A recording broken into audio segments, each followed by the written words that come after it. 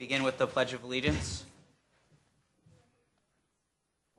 I pledge allegiance to the flag of the United States of America and to the republic for which it stands, one nation, under God, indivisible, with liberty and justice for all.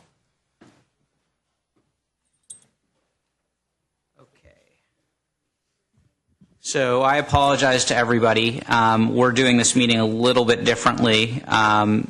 Commissioner Harper Peterson is on Skype, and so I am going to read something into the record.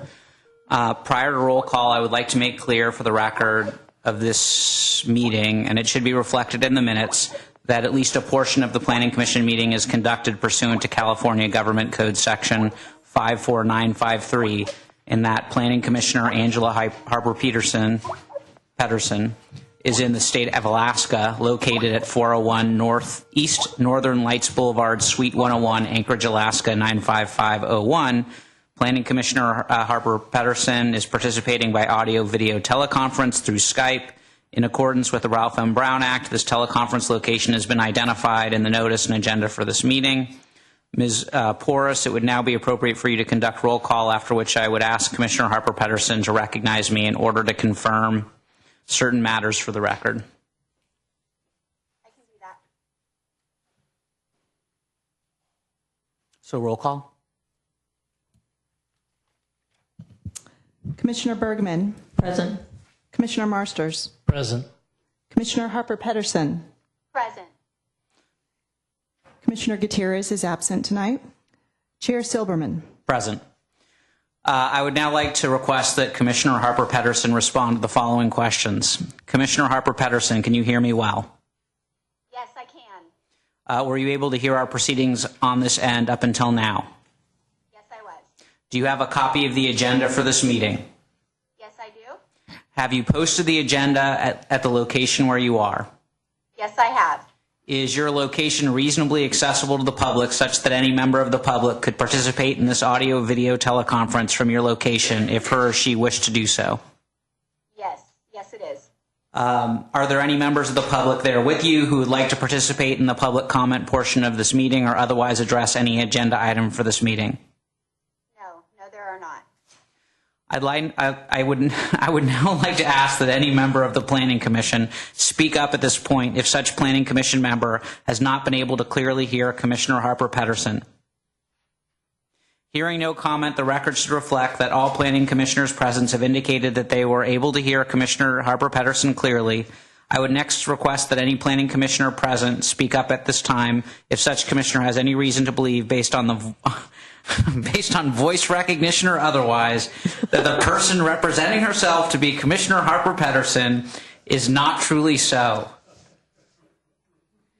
Hearing no comment, the record should reflect that no Planning Commissioner present has expressed doubt, even with body language, that Commissioner Harper Peterson is the party participating by audio-video teleconference with Planning Commissioners present here.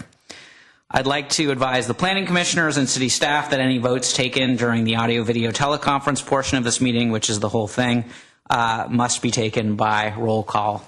And I want to thank staff for this exciting script that I just was given the honor to read.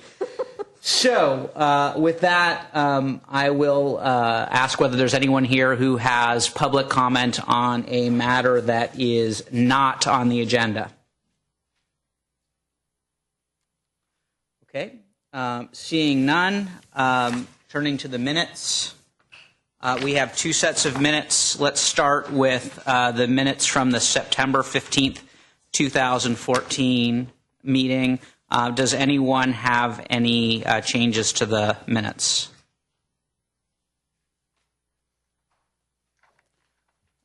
Doesn't appear so. I have one. I think it's a little silly, but I can be at times. On page 3, technically the motion passed 3-2, not 3-0.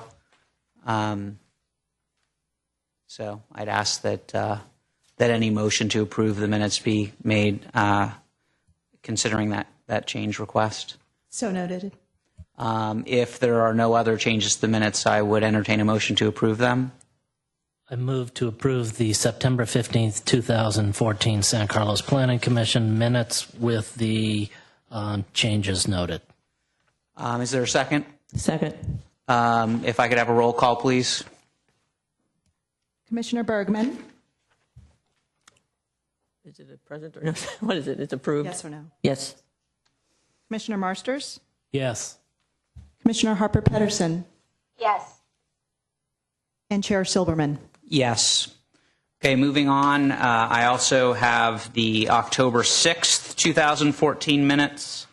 And actually, does anyone have any changes? Because I actually have something that's not insignificant, I think, and I actually need some help with it because I'm not sure if my memory is correct. So if you look at page 4, where it says Commissioner Marsters made a second motion to approve the project, but on the condition that the project remove the paseo and center the project on the site and include landscaping on both sides with staff to approve the landscape changes, and the applicant work with staff to receive input from the neighbors about measures to reduce construction impacts. I actually thought that last part was a little bit more, was a little broader than that. I mean, my recollection from the meeting was that we had included a condition of approval that gave discretion to the staff to actually require certain changes and approve them before construction could occur. And staff was supposed to meet with the applicant and with the neighbors, but I actually thought that there was a condition of approval in that, and it wasn't simply. And I apologize for being colloquial, but it wasn't just touchy-feely, that there was actually some bite to it. And I'm wondering if anyone's memory is different than mine or the same. Through the chair, I guess I'll start first. My recollection was that the Planning Commission had asked staff to work with the applicant to ensure that the neighbors were notified about construction, when it would start, the timing of construction. So this was one of the items I recall that the First Baptist Church representative working at the daycare facility was asking for. So it was about ways to ensure that the neighbors were notified when construction would occur and for how long it would last. My recollection was that there was a little bit more discretion on that. They were actually staff was supposed to work to find ways to possibly improve the noise, and see if there's way, not necessarily, improve. To minimize impacts, if Yeah, that is that in your minimize memory. impacts. I mean, basically, that there was a lot of discussion about the impacts. It wasn't just, and I'm not correcting. It wasn't just the church. It was a lot of folks were concerned about impacts from the construction, and I don't think it was actually just noise. It was some other impacts as well. And I thought that we had included something a little bit stronger than this. I thought that we had to be careful about including too much in there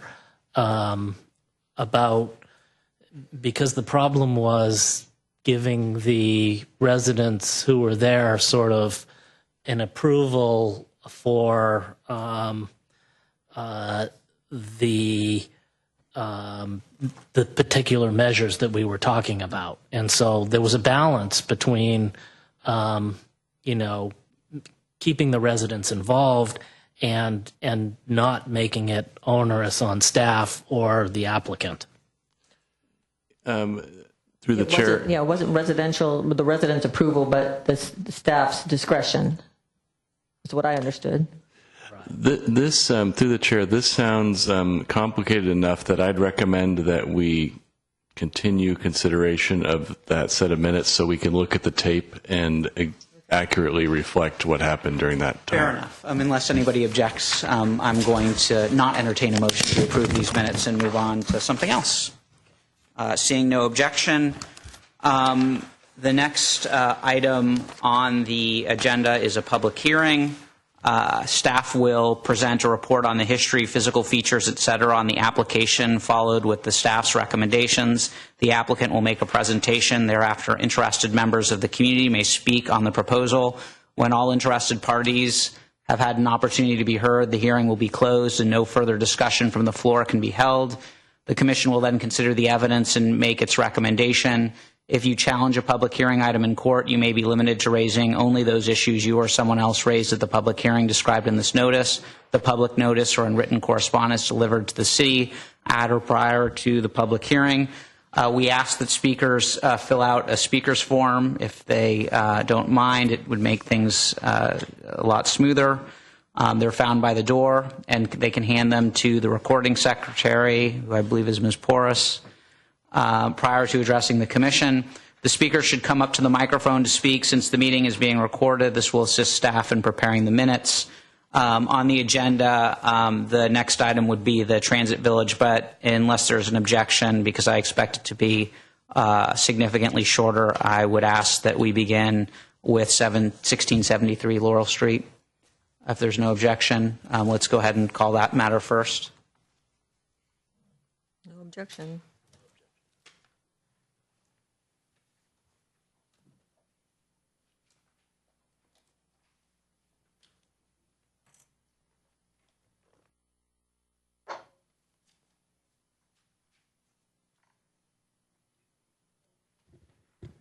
Good evening, Planning Commissioners. My name is Jill Lewis, and I will present to you the request for tentative map approval for the mixed-use development at 1673 Laurel Street. The 4,998 square foot site is located on the east side of Laurel Street between Central Avenue to the north and St. Francis Way to the south. Public alley access is found at the rear of the property. The property is zoned MUSB, Mixed Use South Boulevard, and has a corresponding general plan land use designation of neighborhood retail, mixed use, medium density. The proposed structure was approved by the Planning Commission on April 7th, 2014, and is a 4-story mixed-use building consisting of 1 commercial space with the tenant to be determined on the 1st story in front of 9 covered parking spaces and 2 apartments each on the next 3 stories. The proposal in front of you this evening is a request to convert the units, 6 residential and 1 commercial, into condominiums, meaning that the units could be sold individually instead of rented. Staff has reviewed the application and determined it to be consistent with all aspects of the subdivision ordinance and the general plan. This is the formal motion should you choose to approve the project. I am available at this time for any questions you have of planning staff. The applicant, who is also the property owner, is here this evening should you have any questions for him. Does anyone have any questions for staff at this time? Jill, I had a couple of questions. One of the items was the basis for the finding, is it physically suitable for the proposed density of development? And I know we went over this before. The zoning and general plan designations allow for a density of up to 50 dwellings per acre. The maximum allowable residential density for just under 5,000 square foot site is 6 units. So there's 6 residential units and 1 commercial unit. Do we not take into consideration the commercial aspect as far as when we're looking at the residential piece of it? That's correct. Okay. And then the second question I had is the parking spaces. And so how are those 9 parking spaces going to be divvied up? And does anything change now that this is more of a condos for sale versus rentals? And does that affect the commercial? And do they have to provide a parking space now? Well, the commercial is not required to provide a parking space because it's less than 1,500 square feet. And as to the residential units, the property owner's here, so I would defer to him. Maybe he could offer some additional input. If you don't mind coming up to the lectern. You have 1.5 parking for each unit, which is definitely it's first come. We give it one parking to each unit. One and a half. But if you're selling the condos, is it a shared parking situation? And how do you deal with, you have 6 units, right? Correct. So do 3 units get 2 parking spaces? If somebody comes along and says, I want 3, do they get 3 parking spaces? No. How No, just first of all, I don't want to sell. Just I want to keep it as a retirement property. But I believe I have to do it maximum 2 per unit. The first couple units first come. And then after that, will the parking spaces be sold with the unit? Correct. Okay, so the first 3 units will be 2 parking spaces. Are there different size No, bedrooms? So all of them are 2 bedroom all of them is 2 bedroom. or 2 bedroom? Correct. Okay. Okay.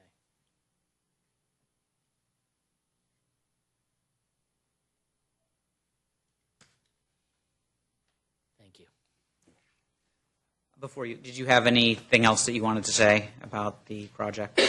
No, just hopefully I can start soon. Okay, thank you. Does anyone have any questions for the applicant or for staff? For staff or for, when does the BMR kick in? There's 6 units. What's the threshold for that to kick in? 7 units or more for ownership. Okay, all right, thank you.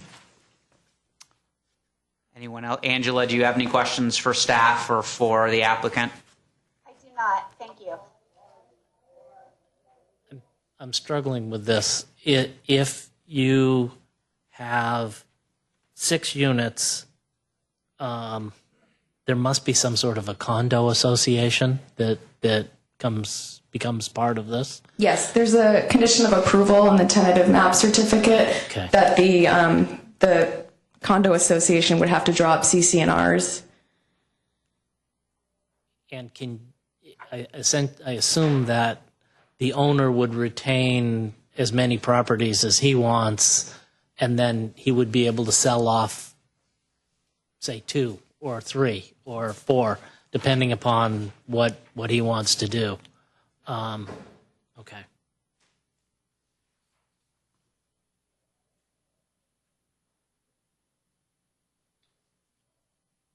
Still struggling with the parking a little bit.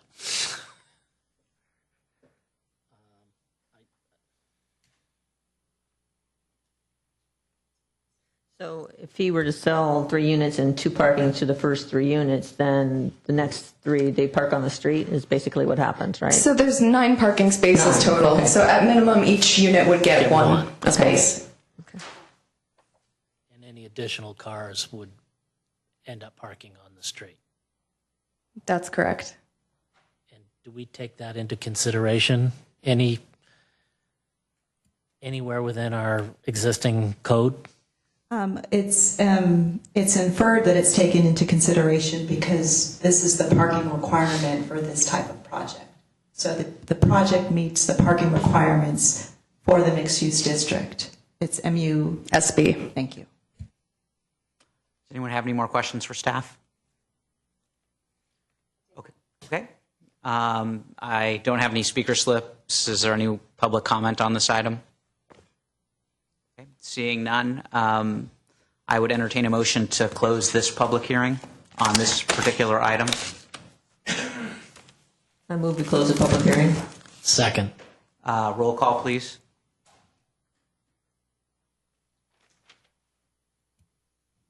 Commissioner Bergman, Yes. Commissioner Marsters, Yes. Commissioner Harper Pedersen, Yes. Chair Silberman.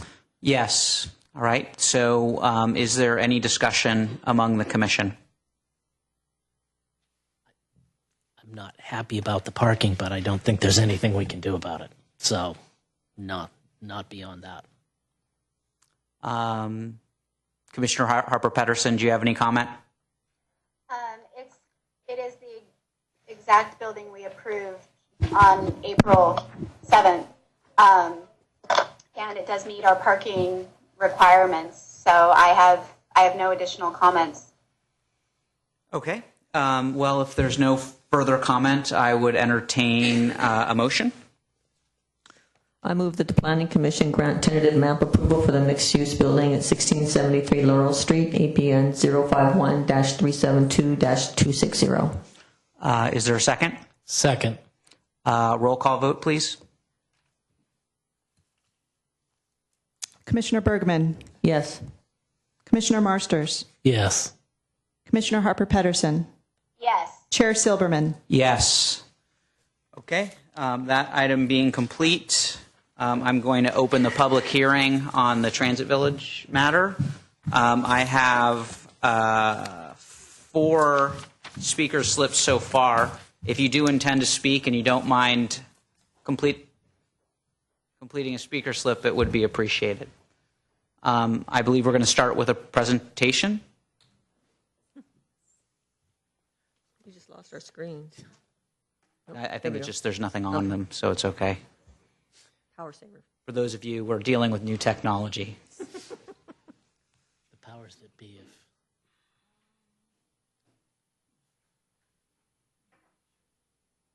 Just 1 minute. I apologize for the delay.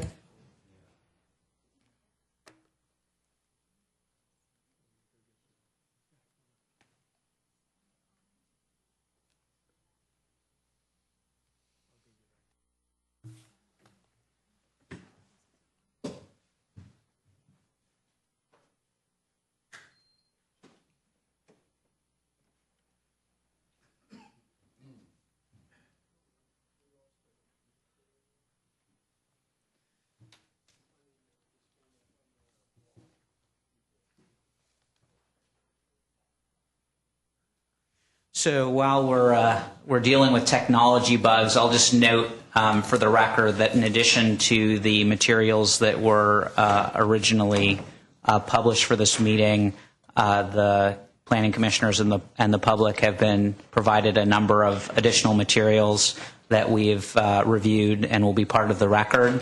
And those materials include a November 3rd, 2014 letter from Gladwin D'Souza, chairman of the San Carlos Belmont Group of Sierra Club, a supplemental report from the planning division staff, a letter from Caltrain dated October 30th, 2014 that addresses the environmental impact report and trees, an October 31st, 2014 letter from Mike Bruno discussing parking, a draft tree inventory and canopy assessment, PCEP, that discusses trees, an email from Suzanne Stevens dated October 28, 2014, which is favorable to the proposal,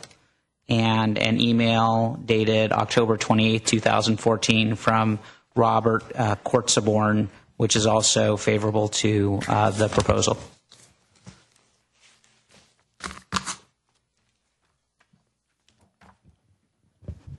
Okay, staff is ready. I'll go ahead and take it away. Take it away. Good evening, Chair, members of the Commission, Commissioner Harper Pedersen. The design review application for the Transit Village mixed-use project is returning to the Planning Commission tonight for further discussion. This project was last presented to the Planning Commission 4 weeks ago on October the 6th. The applicant, Legacy Partners, is requesting design review approval to construct a 202 apartment unit project in 6 three-story buildings with an accompanying 288 parking spaces, in addition to a new public plaza in front of the San Carlos Caltrain station and 2 new commercial buildings, each 2 stories each, on each side of the Caltrain station. Associated parking with the commercial buildings include 11 on-site parking spaces, with 23 parking spaces reserved to serve the commercial buildings as part of the transit center.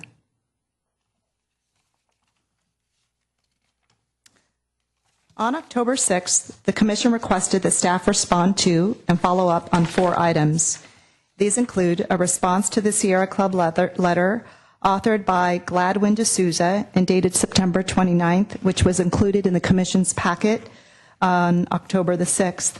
This letter expressed concerns regarding the project's overall density, the reduction in the amount of affordable units on site, pedestrian crossings along El Camino Real, assurances for community benefits, provisions for unbundled parking, residential parking permit programs, public transit incentives, electric car charging stations, car share and bike share amenities, on-site bike path connectivity, the number of bicycle parking spaces per unit, and wayfinding signage. All of these issues raised in the Sierra Club letter have been responded to by city staff and are included in attachment 2 of the staff report. In addition, staff has provided a copy of attachment 2, the responses directly to Gladwin D'Souza as well as David Crabb of the Sierra Club. The Planning Commission also requested a copy of the final plan development plan that was approved by the City Council in November last year. The PD plan booklet is provided as attachment 4 to your staff report. Lastly, the Commission asked staff to provide clarifications that assure tree planting along the railroad berm and an update regarding the relocation of the shuttles.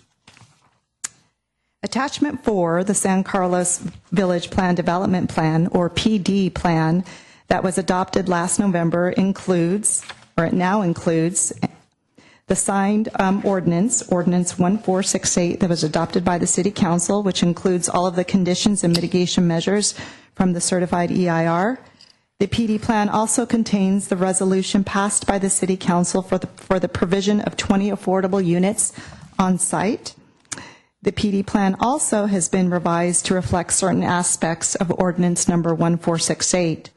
The first one being the table of contents to reflect a new part 4 to the PD plan, which includes ordinance 1468 and resolution 2013-116. On page 13 of the PD plan, it includes revisions for affordability, particularly for 5% of all units to be available for those with low incomes and 5% of all units available to be available for those with moderate income levels.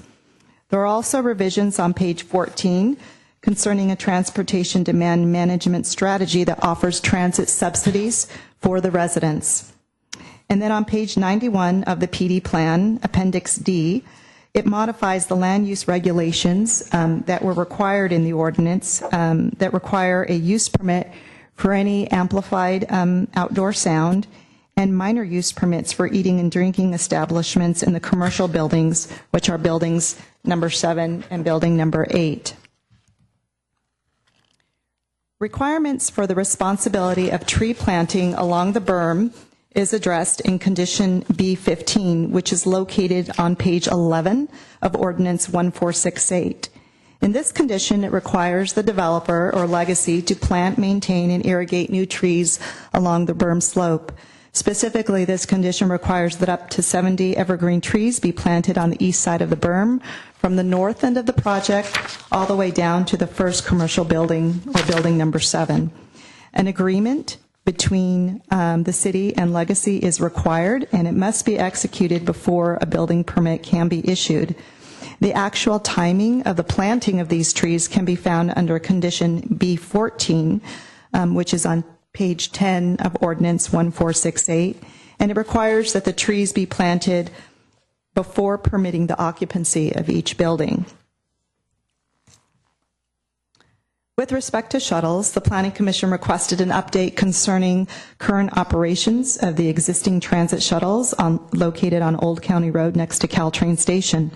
The Commission's current staff report for tonight describes the results of a shuttle analysis that was previously presented to the City Council, which determined shuttle service delays and removal of parking spaces in the transit center if the shuttles were to be relocated on the west side of the Caltrain station within the transit center portion of the project. The relocation of the shuttles, however, was not made a condition of plan development plan approval. Instead, the city and Samtrans committed to working together to try and resolve the issues surrounding shuttles circulating through some of the east side neighborhoods.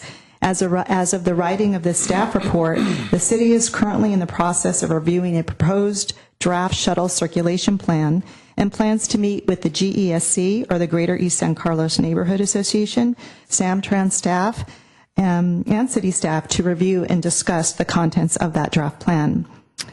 This concludes the list of items requested by the Planning Commission on October 6th, but staff has a few more items to note since the last commission meeting 4 weeks ago. First, the proposed resolution that would approve design review of the Transit Village project has been slightly revised. In your packet, this resolution is provided as attachment 1, and you'll see it with strikeout and underline text modifications. The amended resolution addresses several items. First, it includes additional language to condition number 2 regarding the front setbacks to buildings 5, 6, and 7.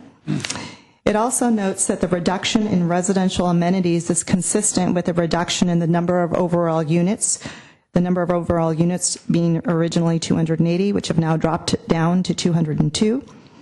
It also includes added language regarding the need to evaluate electric car charging stations, the usage. This is additional language added to condition number 10 in the draft resolution. There is a new condition, condition number 11, which states that the landscaping for building number 8 does comply with the PD plan condition of approval B16B. This condition of approval is on page 6 of Ordinance 1468. The previous condition, condition number 11, which was the phasing of improvements to El Camino Real, has been moved to be combined with condition number 19, which is the construction and phasing of off-site improvements in the El Camino Real right-of-way. And then finally, there was additional language added to condition number 41 under building requirements. These are the noted changes in the draft resolution. In addition, since October 6th, staff has received additional correspondence. Correspondence from Suzanne Stevens and R.N. Kortzenborn were received on October 28th and is included in the staff report packet. Since the packet was released, staff has received additional correspondence which has been provided to the Planning Commission tonight, if not emailed before. This includes a letter from David Crabb dated October the 30th, a letter from Marion Lee, who is the Executive Officer for Caltrain Modernization, dated October 30th, a letter from Mike Bruno, dated October 31st, and a letter from Richard Cesarin, which was actually received today. If any of the commissioners do not have copies of this correspondence, please let me know, and I'll make sure to get that to you. Before I conclude, staff we do want to respond in particular to the comment letter received by David Crabb. In your correspondence, you should have received a supplemental staff report, which is a one-page memo-oriented document that was provided to the Planning Commission tonight.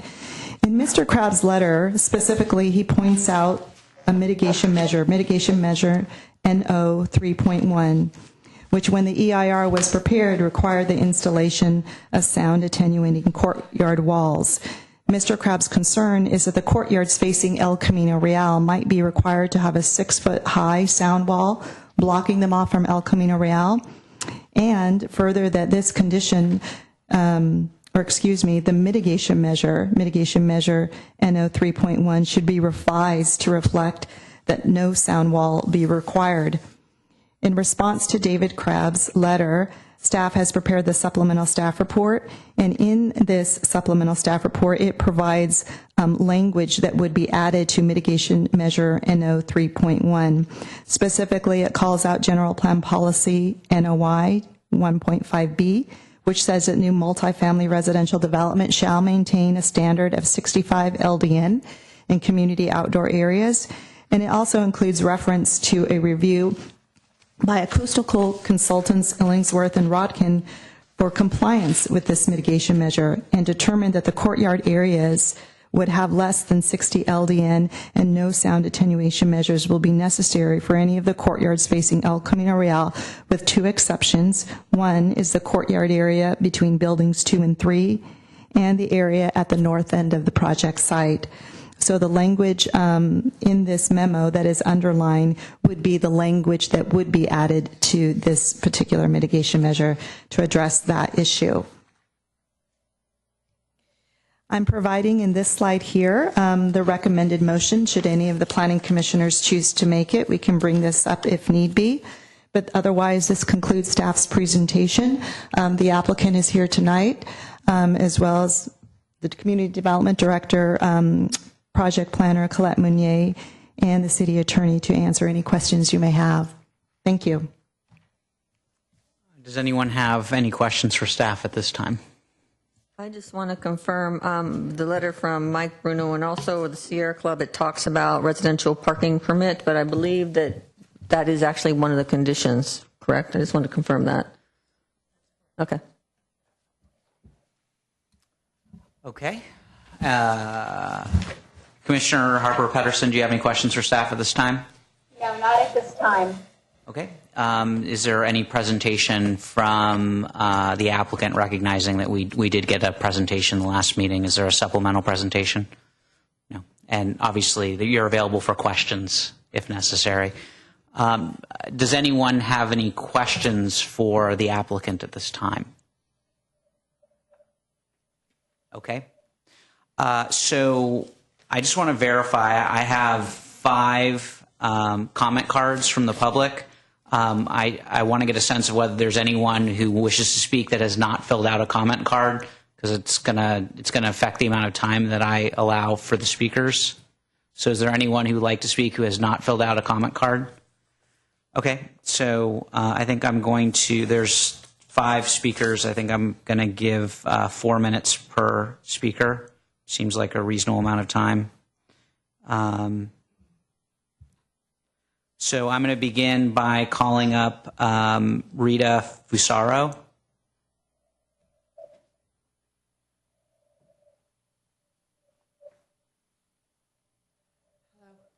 Hi. Hi. So my question is primarily about the shuttles and the circulation issue for Transit Village. Just want to remind, I thought the city council is going to be here, but we actually have an open-ended sort of thing going on from the Holly Street ordinance that was put into place, because at that time they promised, actually, on June 23rd, that they would do a evaluation and get the trucks and big rigs and buses and all the major big 18 huge vehicles that currently come down Holly Street, that they would move to remove them. So that hasn't happened yet. So before we adopt anything about the shuttle service and try and put that in place, I was hoping that maybe we could combine that with this overall discussion of how to get those big trucks off of Holly. So that was that. And then just another reminder that just to provide good bicycle paths and routes for these bicyclists. I know that they have designated routes by calbike.org, but they really all like to use Holly Street. So so they're out there and they're sharing the lanes, and so more things that come up on that street, the more problems they'll face as well. That's it. Okay. Thank you. Thank you.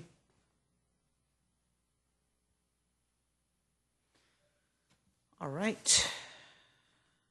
David Crabb.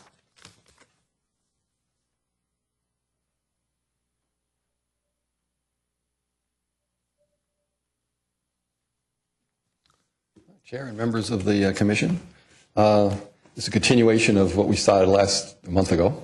I'm going to talk about the courtyards. I want to skip a couple of minutes. First, thank the change for the sound wall issue that I brought up. I'm glad that has been straightened out.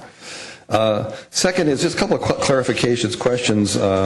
Actually, I got a clarification of it. I asked a question last time, was about the roofs being fiberglass shingles rather than tiles. And I wondered if any of you were even aware that they were that versus tile. That style of building just automatically tells me that it's tile, and I was curious what the difference was, or why that decision was made. And if the decision was made because of weight, there are alternatives in metal and so on that look like tile that would look better than shingles on the roof. So that's just a suggestion. The second one was I had suggested some roof decks, which the staff suggested was not a good idea. Pardon me, because the neighbors were concerned about overlook. So I understand that. But I also mentioned solar panels up there as a possibility, and so I would like to see if that roof could be really used for something besides just a bunch of roofing material. So now the courtyards. My big concern with this new scheme, as I said, I like a lot about it. I like the fact that the courtyards are down on grade now, and you can walk by and you can look in the courtyards. But I don't feel that the building really engages the community. It does. Quite frankly, the way it's designed, it's not even clear where the front door is to those buildings. It's kind of off to the side. I could easily see one walking past it.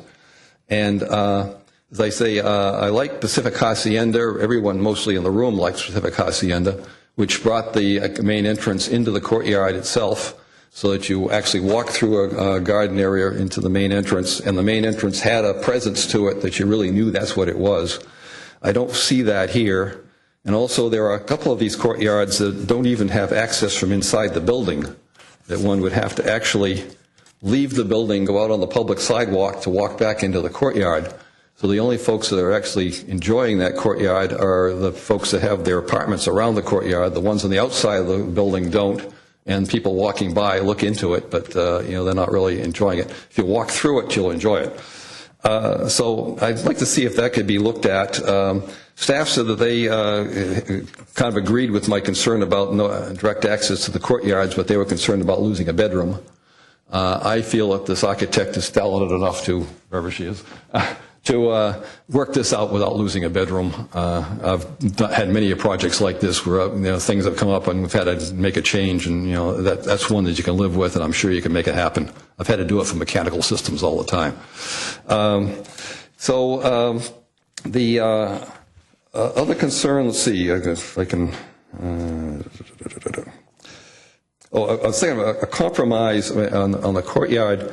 The other thing about having the entrance in the courtyard is it solves a secondary problem about the people in the building having direct access to the courtyard. And if you remember a month ago when the other development was here before, it was heard before ours, there was a comment in there where they actually talked about being up on the upper floor. And they actually said, and we have windows here that look out in our courtyard. They understood the concept that it should be part of the building, that people inside the building should be aware the courtyard is there and connect to it, and so on. And I think it should be the case with this building, too. So these are architectural comments. The other comments I had in my letter are quite frankly, aesthetic issues, and I'm not going to push them very hard. I'm not too keen about stone kind of here and there on a project rather than having some coherence to it. But it's an aesthetic decision, so I'm not going to argue that. So basically, I'd like to have you look, see if there's a way that they could come up with an alternative for the courtyards where the entrances could be off the courtyards. And if you look at the buildings up and down the peninsula, a lot of the old buildings up and down the peninsula, like in the 20s and 30s, that were 3 or 4 story apartment buildings around a courtyard, every single one of them has the entrance through the courtyard into the building. It's a standard kind of approach, and so this one is kind of an oddball. And if you look at the entrance in terms of someone living in those units, you walk in the entrance and there's a stairway on your right and a hallway in front of you. There's no even sense of entrance to it, like having a lobby or something that, like you'd expect to have in a big apartment building like this. So anyway, these are aesthetic decisions. I'm not sure if they're planning decisions or not, but I'll throw it out to you. Thank you very much. Thank you.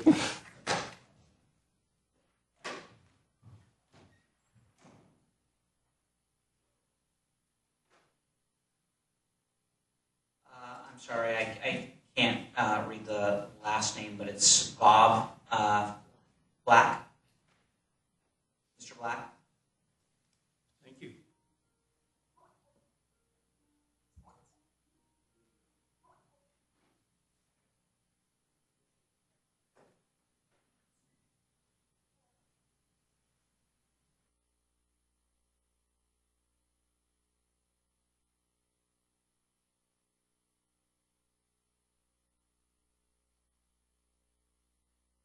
Please feel free to begin, Mr. Black. Good evening, Chairman. Bob Black, longtime resident of San Carlos. My first two paragraphs are about our vision statement. People who work in San Carlos can afford to live here. I believe there's a lack of housing for those of low income. We need such housing. The need for this is going to increase markedly in the near future with the completion of the hospital north of Holly and the upscale Landmark Hotel south of Holly, both of which will employ large numbers of low-wage workers. The City of San Carlos has few resources providing such housing, and we should make use of what resources we have to maximize this extent possible.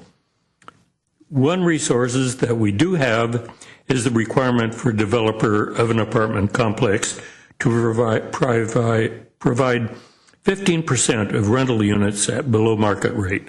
10%, 15%, that's 5 units. Doesn't seem like much, but it's something. And we should really respect that. If for some reason the Planning Commission decides to require less than 15%, I do request the Planning Commission thoroughly document the rationale for that decision. Thank you. And then I have another comment. I noticed it said in the presentation earlier, up to 70 trees will be maintained for a number of years. Up to is really a dangerous way to specify something, because 3 trees would satisfy that. So it should be not fewer than some number of trees. So I would recommend you make that change. Thank you very much. Thank you, sir.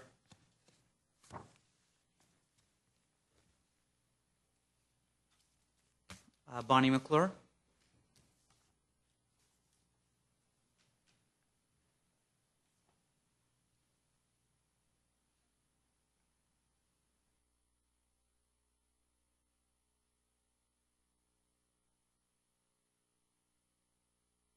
Bonnie McClure, speaking for Sierra Club, San Carlos Belmont Group. I provided you with a letter from Gladwin D'Souza, who is our chairman. I would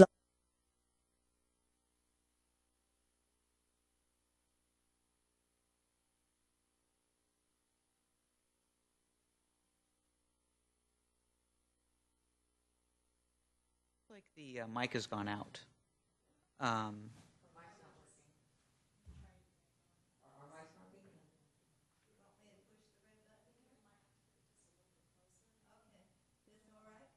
No, it's not working. I have a button that I haven't pressed yet that apparently gets me to turn off the mics, but I would never do that to you. Never. Nope. I mean, I can hear you just fine, frankly, but I assume that we want the record to reflect it.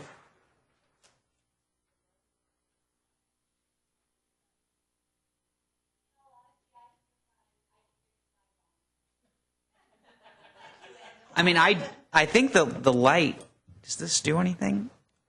Now you want to try and talk? Try again? trying again. I did not press the button. Do you hear me? Barely, huh? All right, I'll talk louder, okay? There you go. All right.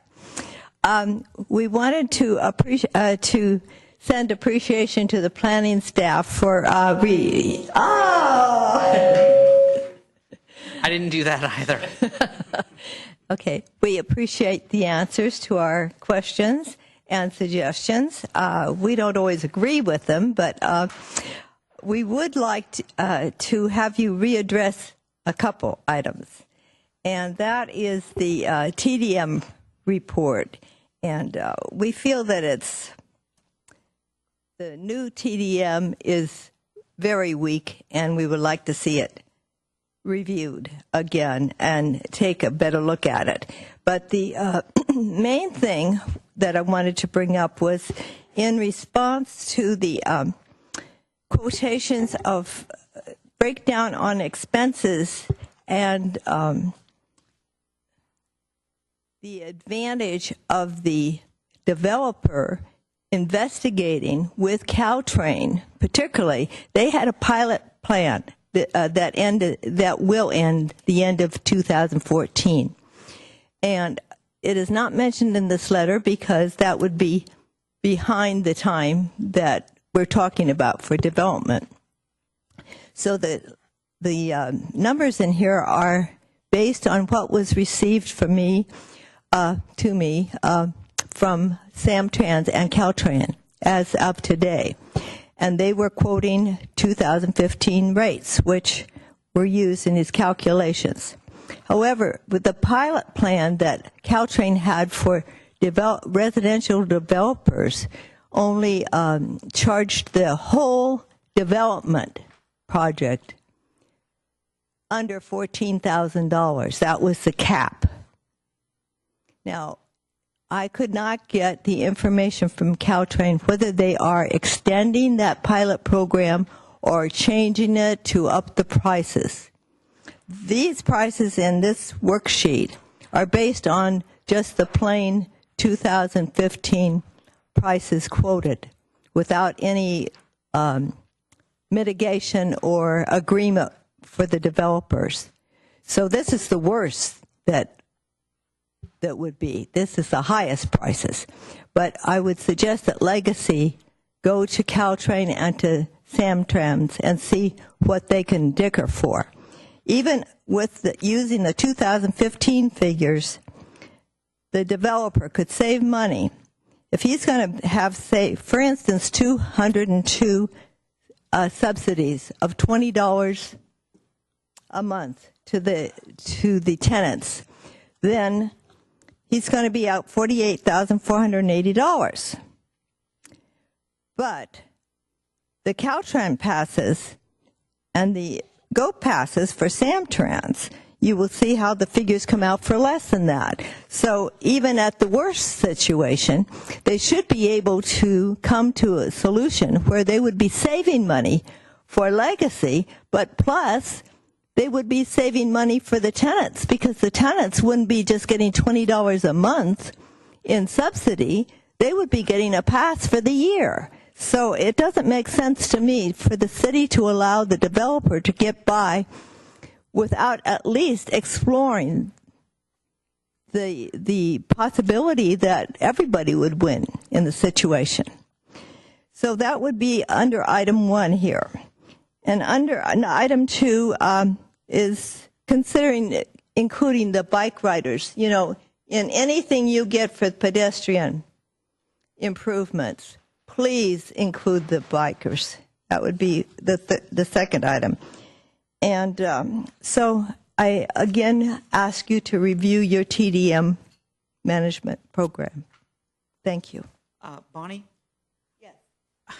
And I can ask the applicant too, but I'm sure you've heard the adage, if it sounds too good to be true, it probably is. These numbers seem incredible to me. For most people who want to purchase a monthly Caltrain pass for just 2 zones, I'm looking at it right now, for 3 zones for an adult, a monthly pass is $180. And you're saying that Caltrain will... That's what they quoted me today. And that's... But 180, your numbers are based on $180 a year. A year. I know, that sounds impossible. Well, it was for today, for 2014, it was $5 less. Okay. It's not that I don't believe you. I absolutely believe you. It's just it sounds incredible. I know. Normally it would cost. I know, and for the pilot program under Caltrain, under $14,000 for a whole development sounds incredible too, doesn't it? But that was their pilot program. Okay. So all I'm asking is that Legacy investigate it. I'm not, it seems to me that we should be seeing that it's investigated. Okay. Okay. Thank you. Okay, so Mr. Vandalos.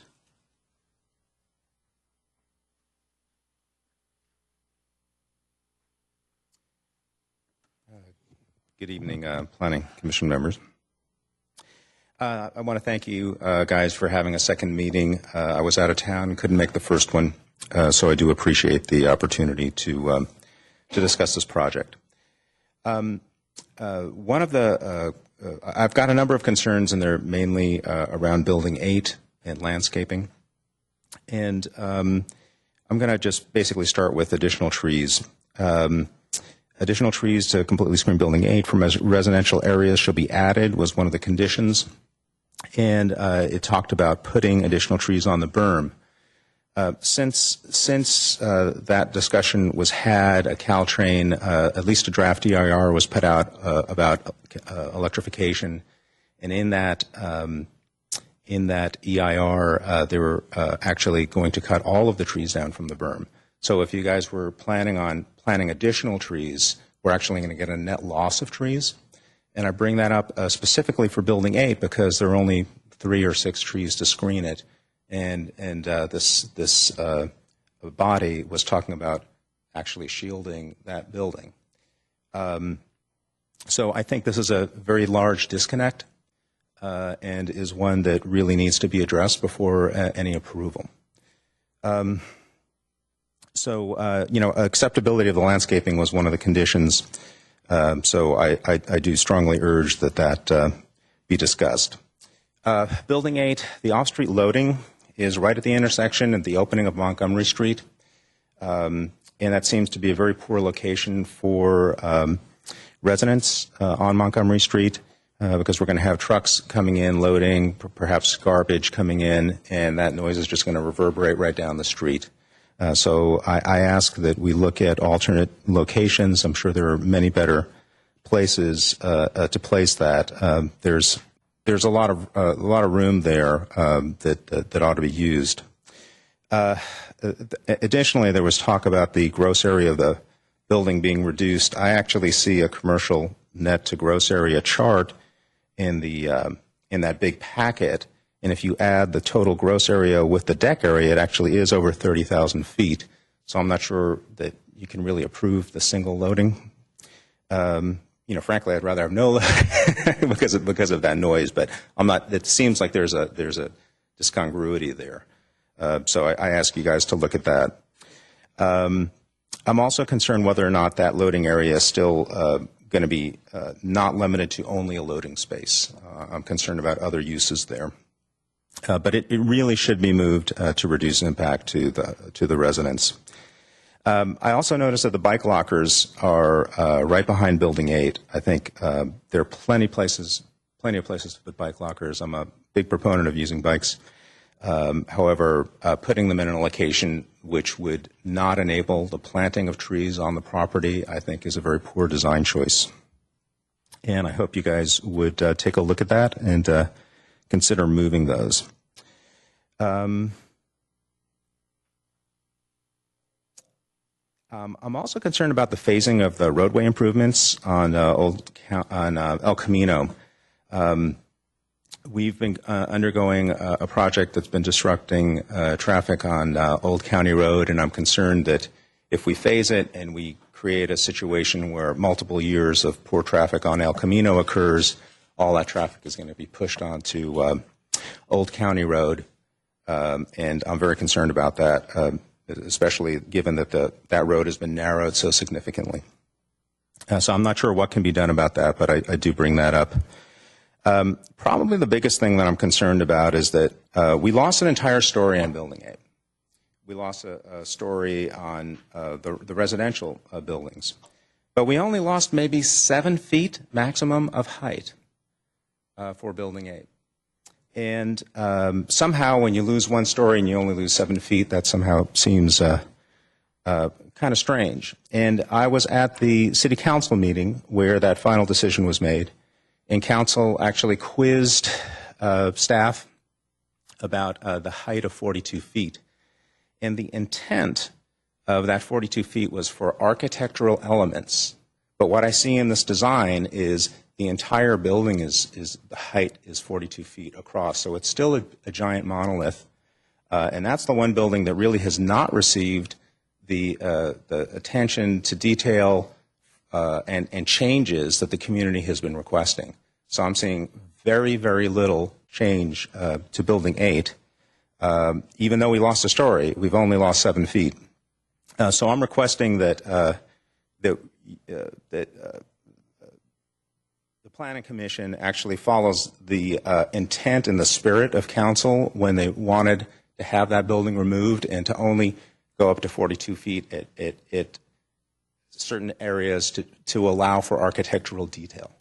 So that was a distinct issue that was discussed by council, and I do not think that allowing Building 8 to be the 42 feet across its entire length is a good thing. I bring that up because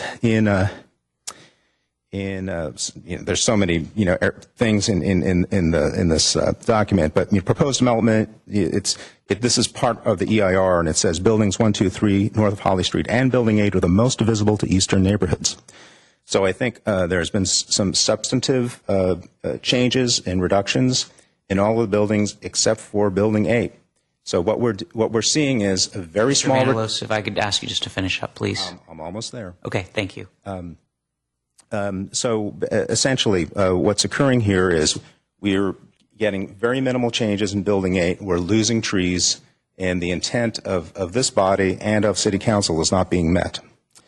And so I'm asking. My last sort of big point is the transformer for Building 8 is also located right at the opening of Montgomery Street, and I'm concerned about noise going into the community. And that's it. Thank you. Thank you.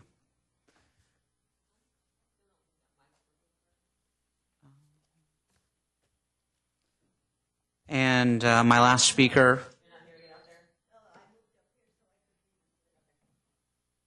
Huh. I didn't notice it go out again. My last speaker is Mr. Hilborn.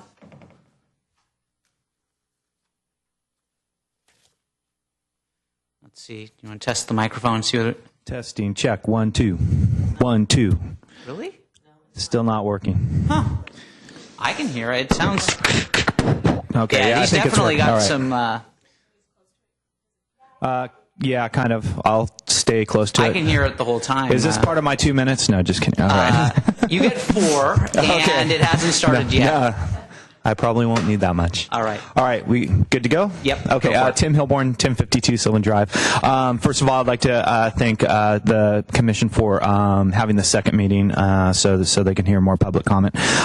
Quickly, I just 2 things. First one is the use of landscaping. One thing that was under the condition for the EIR approval was the use of trees to block the significant views that we're going to have of these buildings, primarily buildings 1, 2, and 3. When I look at the packet that was handed out, primarily on page L-2.1 and L-2.1 on buildings 1 and 2, and L-2.2 on buildings 3 and 4. When I look along the berm, there's very little trees. There's a line of trees that go along, and then all of a sudden there's a huge space. Also, if you look along El Camino, there's way more trees along El Camino than there are along the back side of this. And this is something I would implore the Planning Commission to look at and ask that these plans be resubmitted with more trees in them. I know that we are going to have a meeting with the community and the GESC board, but if these are the plans that are going to be approved, I think they need to be adjusted because, with the condition for approval of the EIR, it was stated that there would be a lot more trees than what appear here. I don't know the exact numbers, but I have questions about those two. My last point is looking at the actual plans for the facade of the buildings, both commercial and residential, as far as the use of colors. I like the fact that they're earth tones. I like the fact that you're not using a lot of very tones that change. If you drive up and down El Camino and you look at a lot of these transit villages right now, you have these buildings that are, rust colored and then cream colored right next to each other. And to me, those look more like housing projects. So I do appreciate the use of those tones, and I would encourage the Planning Commission to approve the colors that are being used and those kinds of things. So again, just the trees, we really need to look at that. Everything that Mr. Vandella said about the trees, I second with that. I just want to be on record mentioning that. So thank you for your time. Excuse me, were you specifically referring to the back of trees? Okay, so on... Can I tell you that is not the plan. That is what was approved by City Council. Yeah, and that actually shows a lot of trees. The new one that we've got down here shows very few trees. We'll get to that. Is it this one right here? Is this the one that you're talking about, Scott? This is the one that I got from the last meeting. That is the one, yes. That's the one that we have the large plans of. Okay, and is that the one that you're considering approving? That is the one that we are considering approving tonight. So yeah, that's my whole point. With this one, it really needs to be looked at, and trees need to be added. All right, thank you. Thank you, sir. So I don't have any additional speaker slips. I'm assuming there's no one else who wishes to speak. With that, I would entertain a motion to close the public hearing. I move we close the public hearing. Second. Roll call, please. Commissioner Bergman, Yes. Commissioner Marsters, Yes. Commissioner Harper Pedersen, Yes. Chair Silverman. Yes. So now it's time for commissioner comment. Who would like to start? Through the chair, Yes. I think it would be a good idea to allow the applicant to respond to some of the questions. They haven't spoken, and there was a number of comments about the design, and it may be appropriate to let the architect respond to some of the questions from David Crabb and other ones. Just a suggestion. I appreciate that. I figured to the extent that we had questions about specific questions that were asked, we would direct those to the applicant. I'm not saying that we're not going to want to ask all of them, but I figured those who are interested in particular areas can raise those with the applicant or with staff, unless the applicant wants to address them all seriatim. Okay. So It's okay. I wrote most of them down. So I have them all written down as well. So we're going to go through most of them anyway. Okay. Do you want to start, Scott? I'm happy to start. I'm going to sort of go backwards first and ask a lot of questions that have already been answered. So I'm hoping that whoever the applicant would like to come up and maybe it's going to be different people for different questions. But we'll start with phasing of the roadway improvements. And maybe that's a question for staff. And it is a concern for the residents that live on the east side because they have essentially just gone through an entire year or so of Old County being torn up, and there has not been any reduction in the speed limit on that street yet. That it is a concern that traffic will be pushed onto Old County from El Camino multiple times, as many as 8 or 9, because each time a building is built, they can shut down a piece of El Camino to work on that small piece of El Camino. So can we make the phasing in 2 pieces? Can we make it north of Holly as one phase and south of Holly as another? That is the condition of approval. If you look at condition number 19, it So it says is- from the northern end of the project through to the southern side of Holly Street would be one phase. And then when the buildings 5, 6, 7, 8 were done, in conjunction with that, then it would be constructed from the south side of Hawley through to the frontage of Building 8. Okay. And then another one for the potential transit center. That's correct. So there would be 3 shutdowns of Hawley potentially. I mean, not Hawley, of El Camino. Well, I don't know about shutdowns, but there would be 3 periods of construction. Construction. Okay. Okay. Let's talk about, I'm just going back through some of the things. I heard the comments on trucks on Hawley and bikes on Hawley. Hawley isn't really part of this. That's something you're going to have to direct to the city council. But we heard you. Yeah. Again, shuttles are not part of this either because that was taken out and is no longer a piece of it. Let's see. Okay, phasing. So the thoroughfare behind the backside of Building 5 and 6. So when you come down the steps off the Caltrain platform, are people going to have access to Hawley Street from there? Or are they going to have to walk underneath? Because right now, a lot of people use that to get access coming down. Anybody that's going north and lives on the north side of Hawley on the east side, they come down those steps and they just walk along the back and then they cut through underneath Hawley Street and go that way. They will be required to go and walk around or down the ramp and underneath the, I guess I'm asking, is there going to be a fence at that end along Hawley Street behind Building 5? You don't have a fence.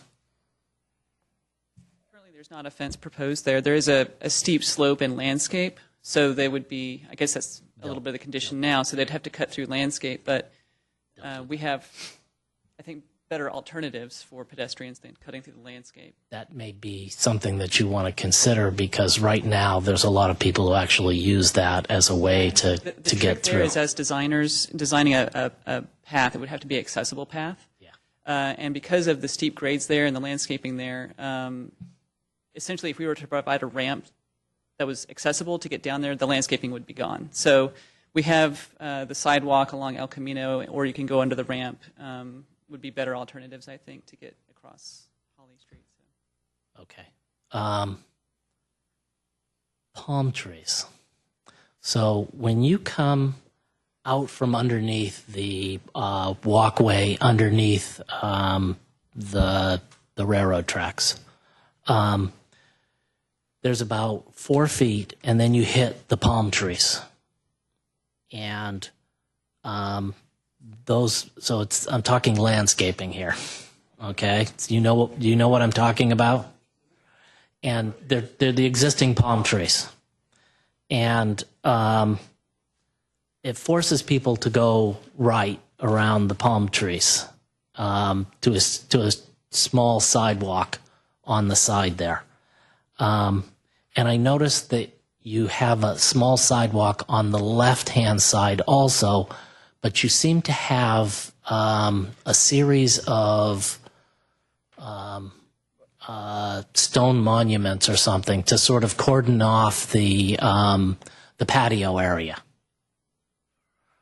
Is there anything that can be done so that the bikes and the walkers that come through there have more of a straight path to get to the through that rather than sort of running around, especially the bikes, because one of the problems is that you're pushing bikes and pedestrians through a very constricted area.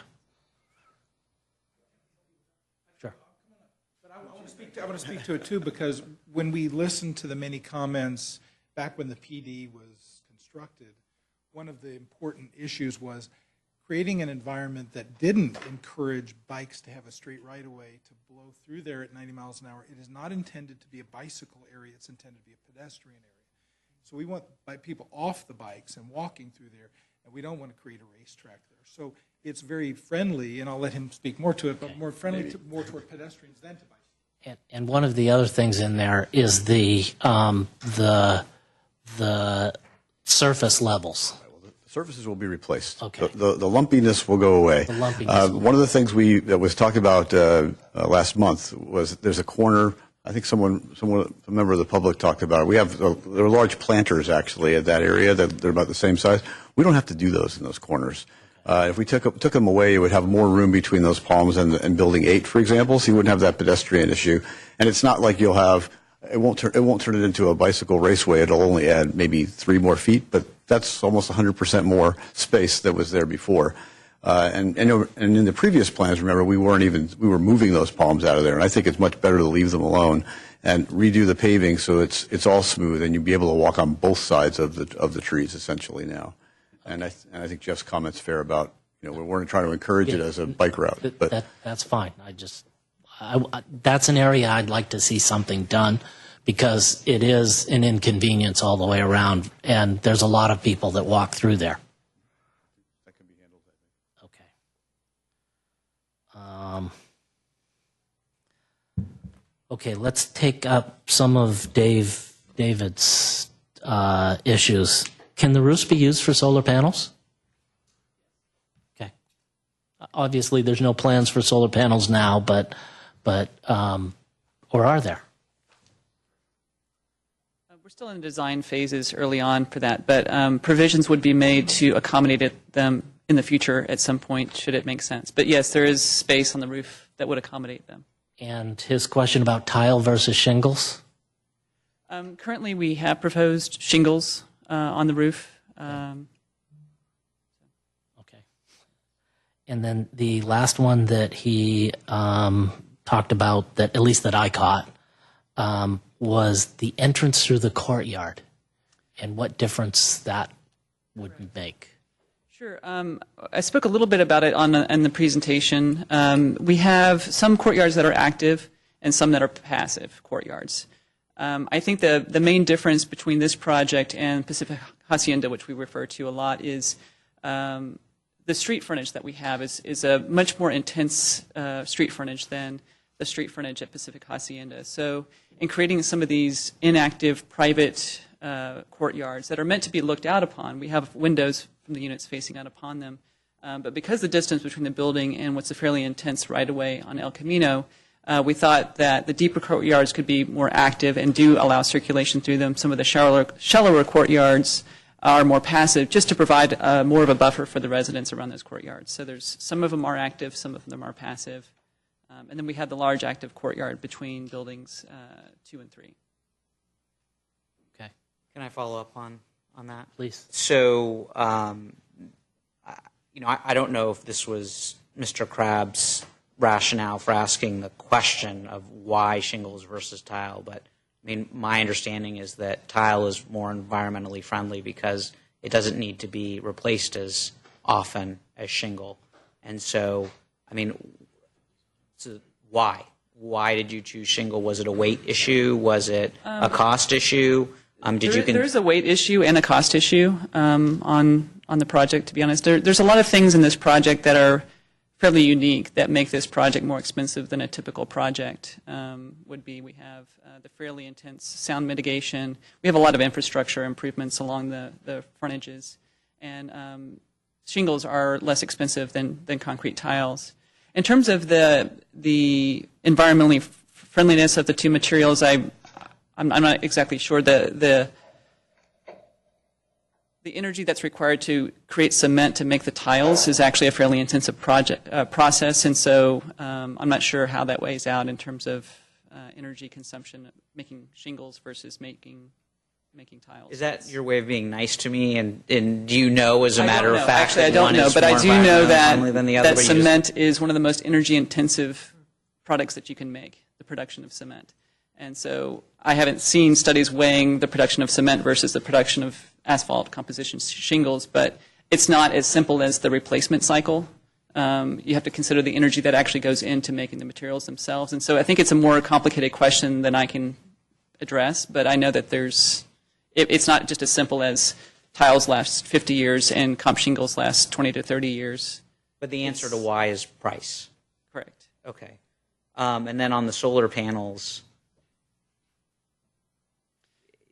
your answer suggested that that the developer has made a decision not to put on solar panels, even though it could, because... No, it's something that has to be studied. We call it, it would be a different phase of design for us in terms of how to meet our energy requirements as the project overall. And there's a lot of different factors that can go into meeting your energy requirements. And part of that can be photovoltaics. Part of that could be a thermal solar system. Part of it could be more efficient equipment that conditions the units themselves. Increased insulation. There's a whole family of products that work together to meet the energy requirement. And so it's too early for me to say whether PV is going to be one of those components or not. It's possible, but I can't tell you right now that it is. But what I can tell you is that we will, whether they're installed at the beginning of the project or not, there will be provisions that they could be added at any time.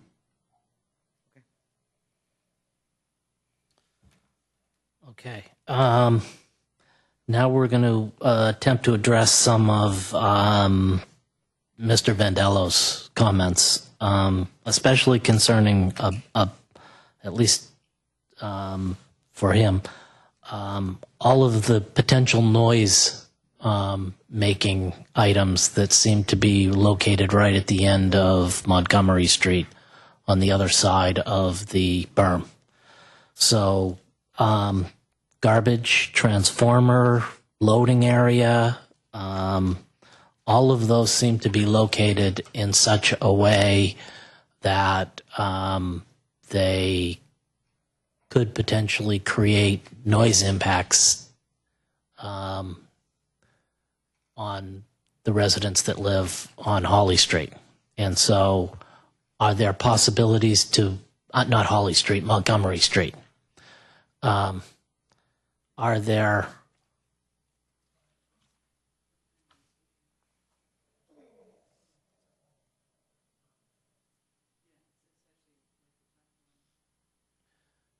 Yeah, but we've had issues in the neighborhood of the garbage trucks at 3 or 4 in the morning picking up dumpsters and slamming them down. And so I think that's what he's getting at as far as noise impacts, not necessarily during the normal working hours, but outside the normal working hours.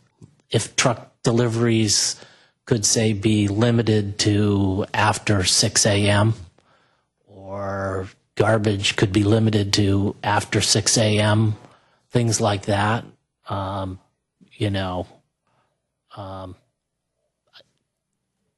is that, staff, is that something that we can add as a condition? Yeah, that seems reasonable. Okay.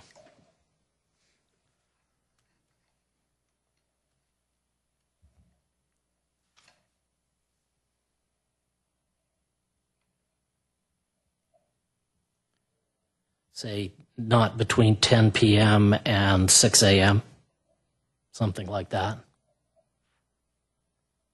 Okay.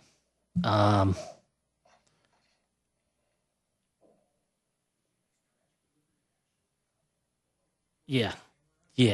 And they not only do they do that, but they come and they drop the dumpster, okay, and then they pick it up again and drop it a second time, just for fun. Only twice I asked Yeah. specifically that they drop it in front of your house 3 times. It's Yeah. only twice? It's not me. It's, I have to make but that call I hear again. the complaints.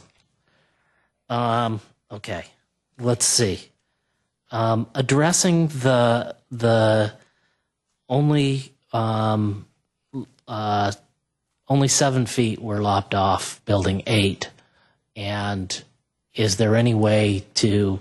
I mean, when I looked at that, I see 16 feet for the first floor, 16 feet for the second floor, and then I see 10 feet of roof for building 8. And so my question is that doesn't seem like it seems a little bit excessive for the the height of the area around Building 8. And I wonder if there's a way to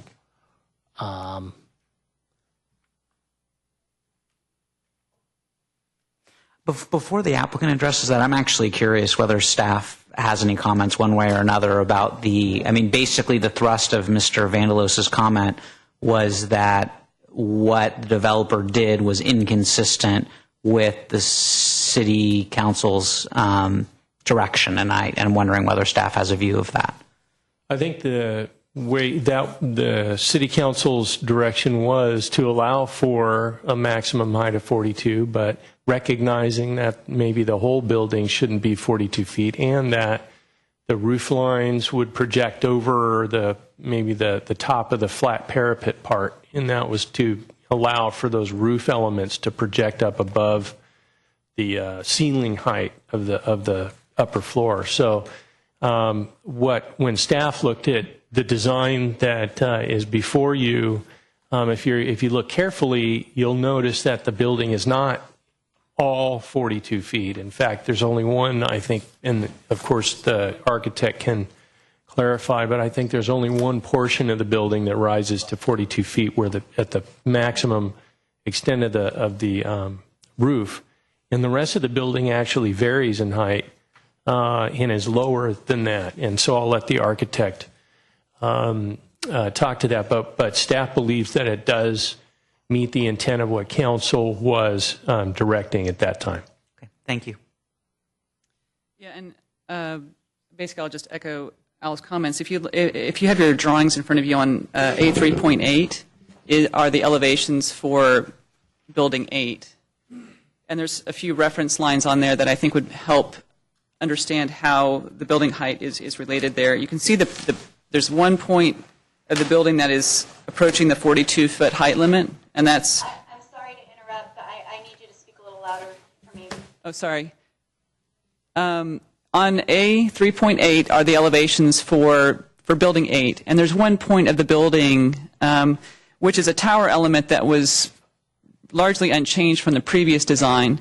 In the previous design, the bulk of Building 8 was actually taller than that little corner tower element. Now the majority of the building all of the building is lower than that corner tower element. So you can see there's a dashed line that indicates the 42-foot height limit, and it only approaches that at that one corner element, and the rest of the building is 8 to 10 feet below that line. Another thing that in reading the drawings, when you're looking at the roof forms, keep in mind that these roofs have an eave that's even lower than that. The eave line is largely what's red as you're walking along the sidewalk and relating to these buildings, and then the roof slopes away from that point. So even though you're seeing the maximum height of these roofs, those are actually the maximum point at a point sloping away from the face of the building. So I think the mass of the building is much smaller than it was in the previous design. So when I look at it, and the west elevation is looking at it from the west side, right? And the east elevation is looking at it from the east side. Correct. Okay. It looks to me like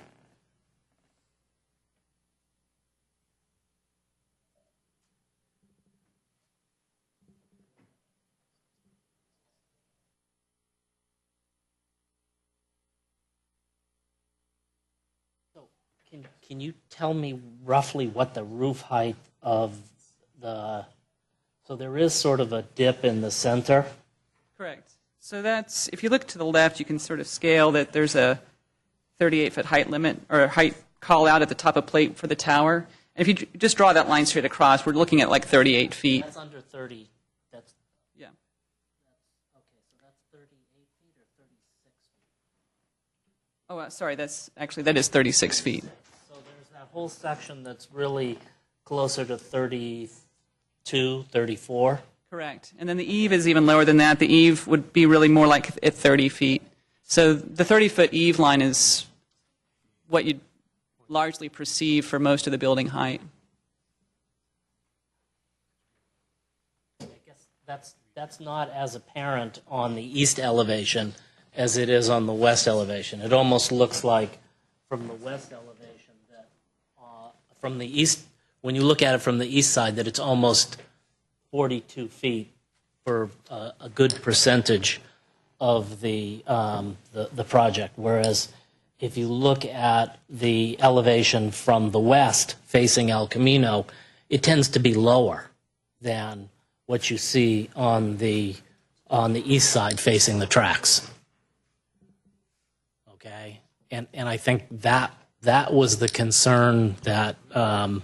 Vandellos was presenting, was that the intent, I think, was to lower it closer to the neighborhood, and you could have the height closer to El Camino, closer to the downtown. But yeah, that's correct. As looking at the east elevation, towards the left side of the elevation, heading further south, is where the building starts to step down again, and that's more towards the residential portion of the neighborhood on the east side, versus on the right-hand side is across from commercial on the east side. So, and again, even though there is that portion on the right-hand side of the east elevation is taller than on the El Camino elevation, it's still much shorter than it was in the previous design. And can I, Mr. Chairman, ask a question of the architect as well? Absolutely. Thank you. Can you tell me what the height is of this parapet wall right here, just as it reaches the bottom of the roof right here? At the eave, it's about 32 feet. So that's 32 feet. Yeah, and in the center is about 30 feet to the eave line. And that's what I was explaining, is if you're, as a pedestrian, in interacting with the building, largely what you perceive is that eave line, which is much lower than a parapet would be. Yes. And then the green portion of the roof is sloping away. So it's not a vertical roof. That green portion is sloping, away from you. So I don't think you would perceive that height as a vertical surface. It's a slope And receding that away. looks to be, what, 40 some odd feet? 40 feet? The height is 39 to 40 feet on the right-hand portion, and then it would drop down to probably 35 feet. Okay. And if you could also clarify for me that this, gosh darn it. So I'm trying to use this pointer. That this portion of the building is really read closer to the berm, and this area is not much farther back, but could you tell me how much farther back this portion of the building is? Because what I'm inquiring about is I believe that this is the elevation that would be most visible to Montgomery Street right here. Yeah, I can look that up in the plan, but just to point out that the portion of the building that you're looking at there is actually symmetrical with that portion on the facing El Camino. So the heights are, for that portion of the building, actually are the same as on the El Camino side, just to give a point of reference. Yes. And so... so that's about, it's about a 30-inch recess. A 30-inch recess here, back here? Yes. Okay, so it steps back 2.5 feet or so, or almost 3. So this really is the portion of the building that would be red, and it would be probably just the top corner of this, perhaps, you would be able to see. I think when, although I don't believe we have it loaded up this evening, as you may recall, we had the visual simulations that were done, and we looked at it from Montgomery Street. And as I recall in those visual simulations, you can only see, well, you could primarily see this corner of the building and maybe a little bit over here, I think, from Montgomery at an angle, because Montgomery is kind of down here, and there's a building on the corner as well. So with this reduced height, just in my estimation, with this perspective, you wouldn't perceive much of the building, perhaps a little bit of this corner and the roof line. But as the architect noted, the roof line goes away from the viewer, and so it's much less of a visual impact. And then something that was also brought up was the landscaping that we can talk about as part of the screening of this building as well. I agree that you may not be able to see much of it from really far up on Montgomery Street, but actually as you're walking up Montgomery Street, you can see Pacific Hacienda. So it's a matter of perspective. As you're further down Montgomery Street, you will see more of the building. Okay, so if you get down to Bayport Court, you will see most of the second floor up above the building at the end of the corner of Montgomery and Old County. So, okay.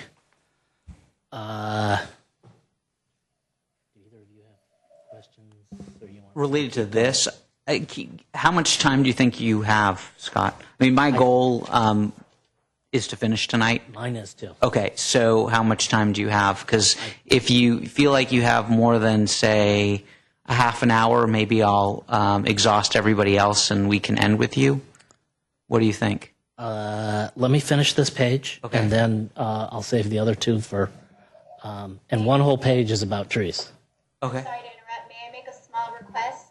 I'll judge how small it is. Let's go. A 2-minute recess so I can use the washroom? I can't say no to that. So let's take a 2-minute break. Thank you very much, guys. 2 minutes and 30 seconds.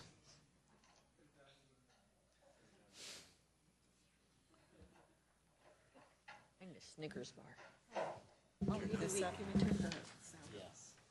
Maybe we'll mute it for now. Hold on a second.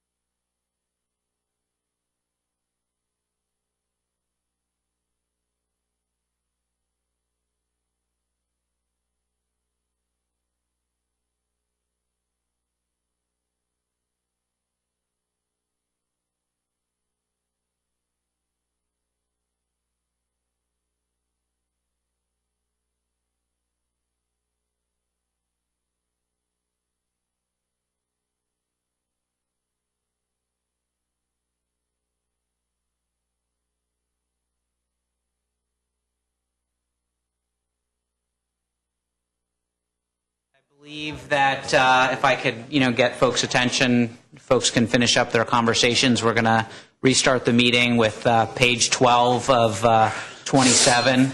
No, not that many more. You'd Of be Scott you'd be- Marster's You'd be surprised. treatise on the transit village. Yes, just another quick question. The stone monument in front that commemorates the train station, that's staying? Okay, I just wanted to make sure that was not disappearing. And then I can stop now, and then How much more do you think you have? Well, I got a whole page on trees, so let's leave that for later. Why don't we save trees and go to page whatever? So I just want to double check with staff. After the project is built, there is going to be a noise study done again, right? I thought that was part of the condition, was that there was going to be a noise study prior to and post to make sure that there was no increase in noise? No, I don't recall that as a condition of approval. The issue of noise has to do with making sure that the building construction will attenuate for the indoor areas of the apartments and the courtyards, but there isn't something that measures. You're talking about the whole issue of the reflective noise? Yes. No, there is not a condition that deals with that. There is no condition that deals with that. Okay.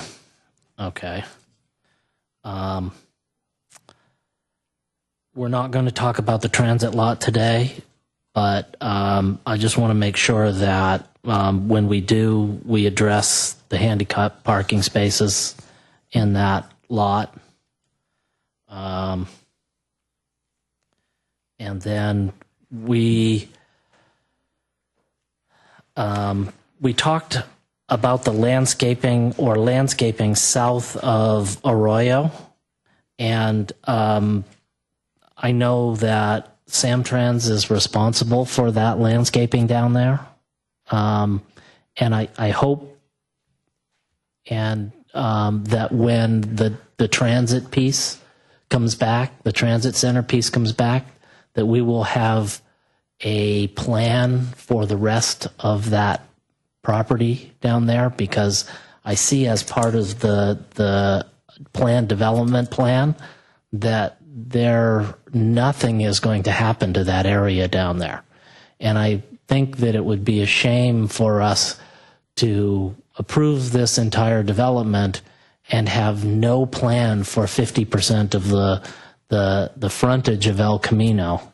And I'm not expecting the developer to do it or Samtrans to do it, but I think that the city has to have some sort of plan for the area south of Arroyo.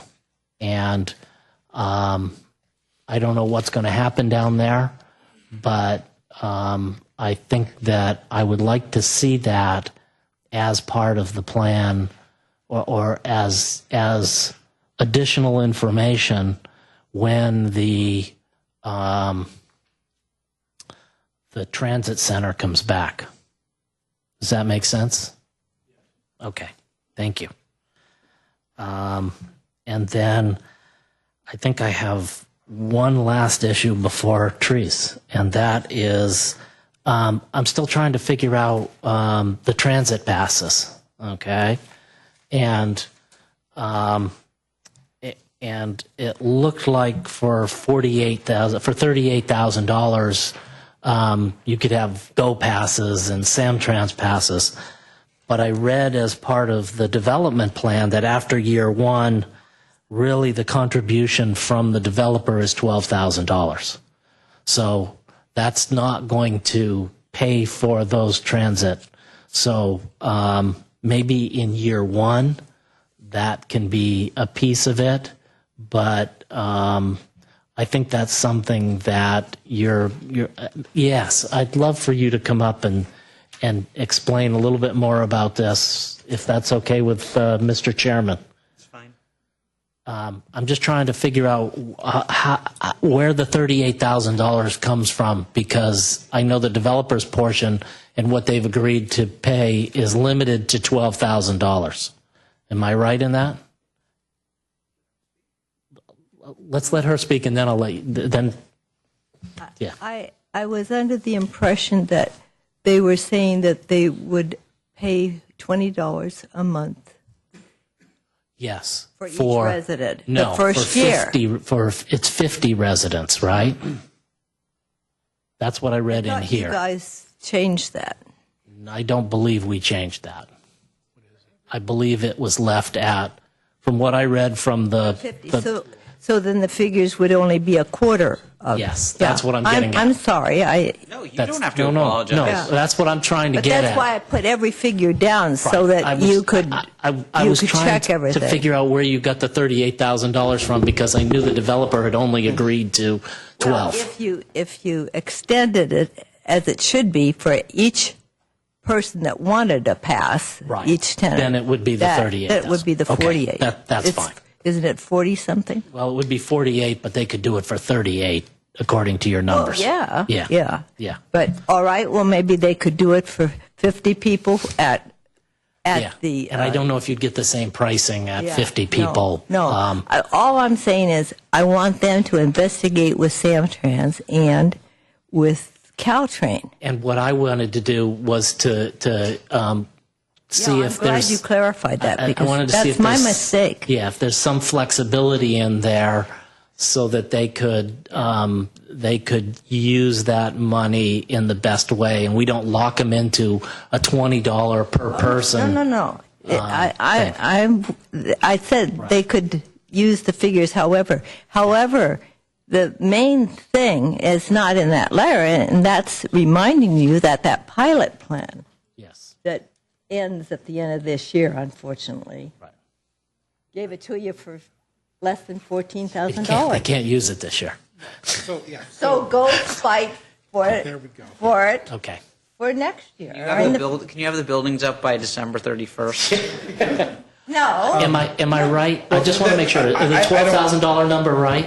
I have no idea. Okay. There's a condition, there are a lot of conditions of approval. There is a condition approval related to us supporting and encouraging the people to get this habit.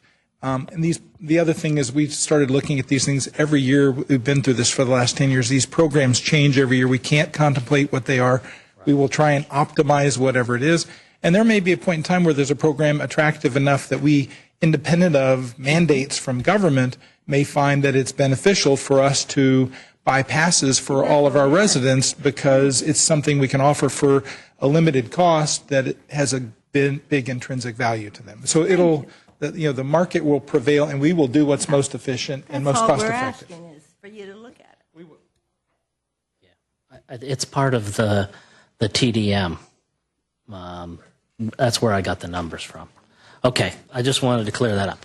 The only thing I have left is trees. So Okay. So, Angela, do you have any questions, comments, thoughts, anything?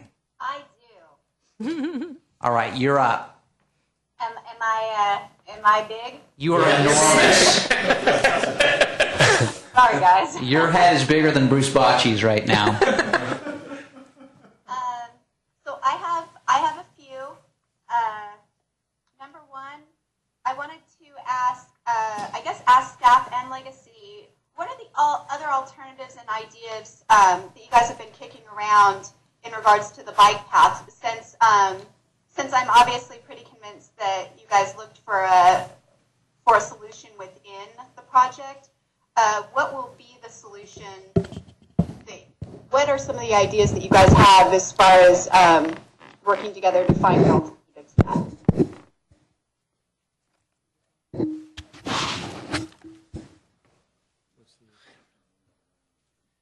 Yeah. So, hi, this is Sherry, the architect. So, in terms of the bike circulation, we now have behind the buildings 1 through 4, we have essentially a paver drive aisle that is continuous behind those buildings, and so that is a rideable surface, which we didn't have before, which is continuous behind those buildings. Now, when you get towards Holly Street, adjacent between buildings 3 and 4, if you're bike riding, I would think that you would come back out to El Camino at that location because of the grade separation at Holly. So you could ride behind the buildings 1 through 3, and then you would come in front of building 4 to cross Holly Street at the intersection.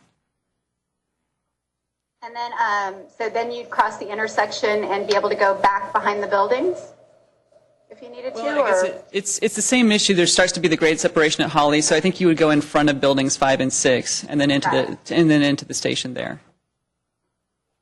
Thank you for that clarification.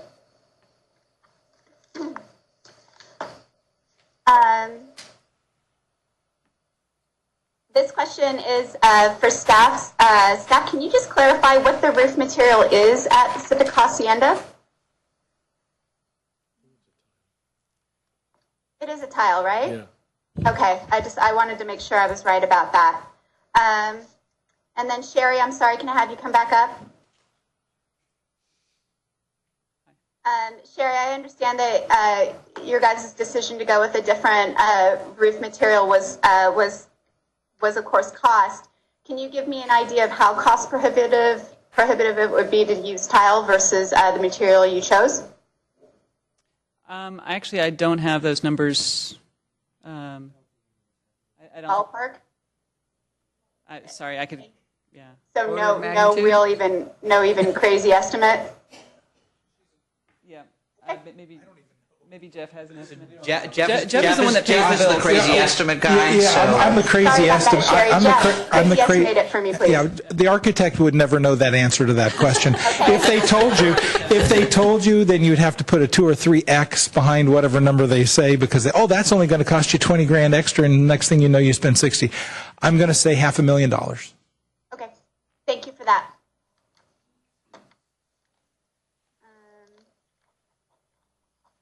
Sorry, just making a note.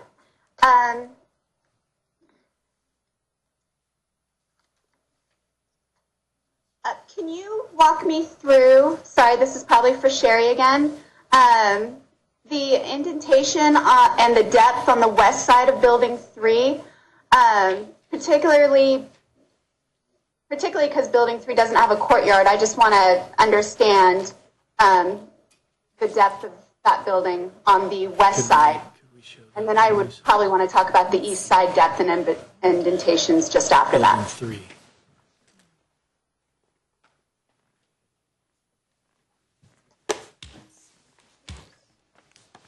So the indentation at there is a small courtyard at Building 3. It's one of the passive courtyards, so it's not a circulation path, but it would be landscaped for the residents facing and for people walking by. And I'd say it's about, I don't have the dimension on the plans, but I'd say it's about 26 or 27 feet deep. Okay. It's on A2.3 is the plan view.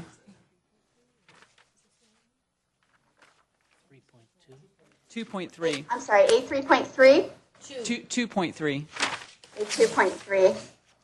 All right, let me get there. Wrong way here. Backwards. There we go. Almost. Okay, I'm there. Thank you. There we go. Right, so you can see the indentation in the middle of Building 3 there. And so the width of that is 47 feet wide, and it's about 26 or 27 feet deep. Yeah, and then the curb is about 16, 18 feet in front of, yeah. Okay, thank you.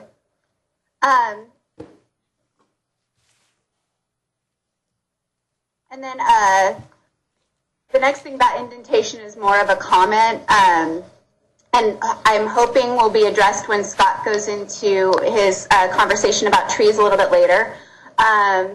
The indentation on the east side, of course, is much flatter by design, but it seems very flat to me, much more so than our first run at it.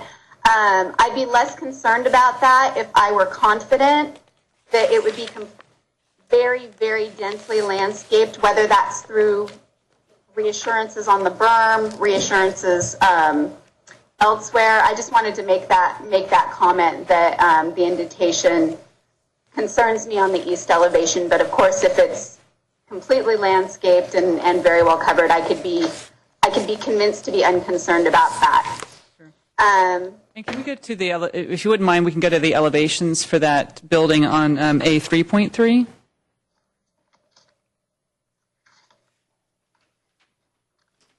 So looking at the drawing number 2 on this sheet, which is the east-facing elevation of Building 3, so essentially the flat portion of the building where the garages are is that the first level is essentially screened by the berm, which is why we located the parking facing the berm.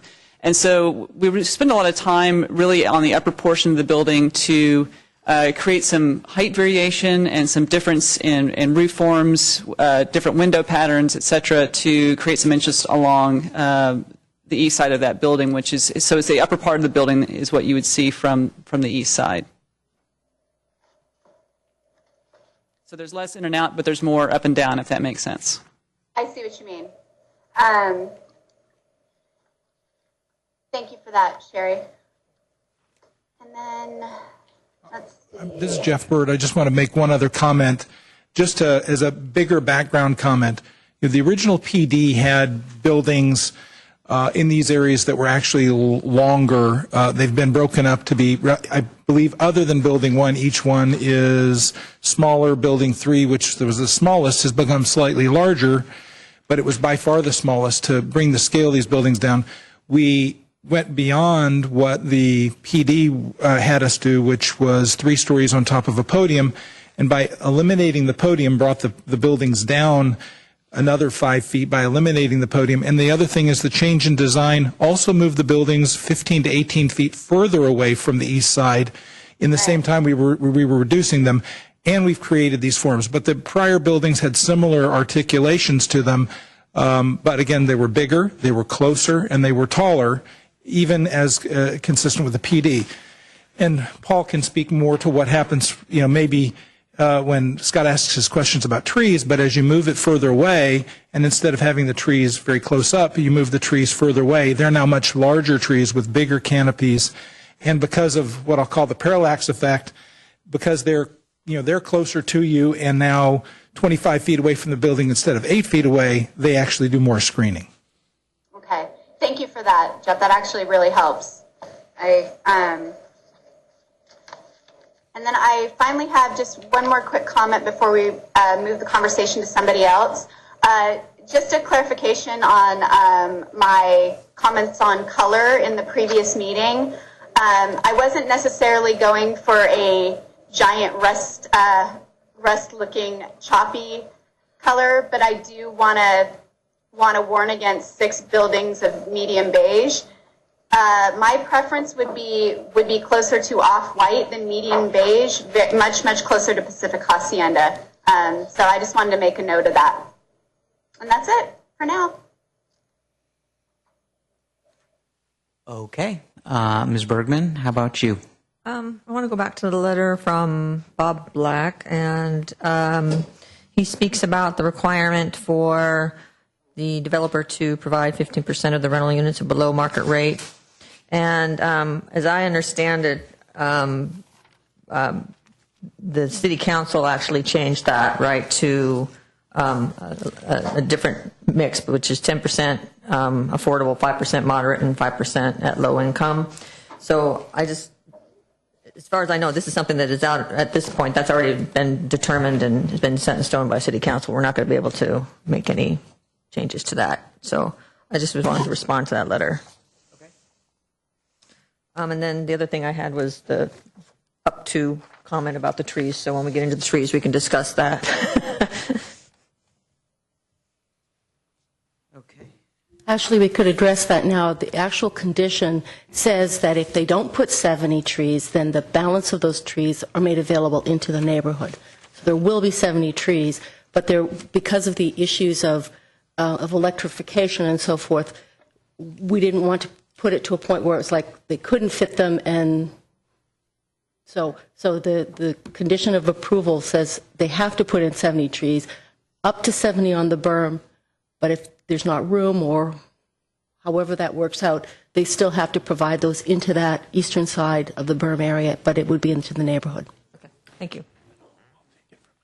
Okay, I think it's time to move on to landscaping. Okay. Can you put up the landscaping pictures? What is it? We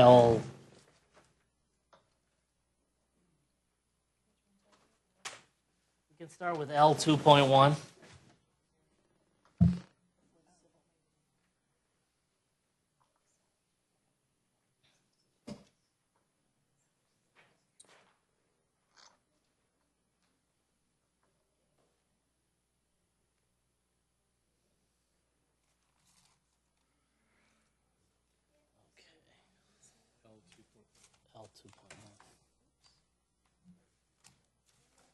So while they're doing that, Jeff, just so you know, and so that you have an opportunity, I intend to propose to the commission that there be a requirement for some form of tile roof.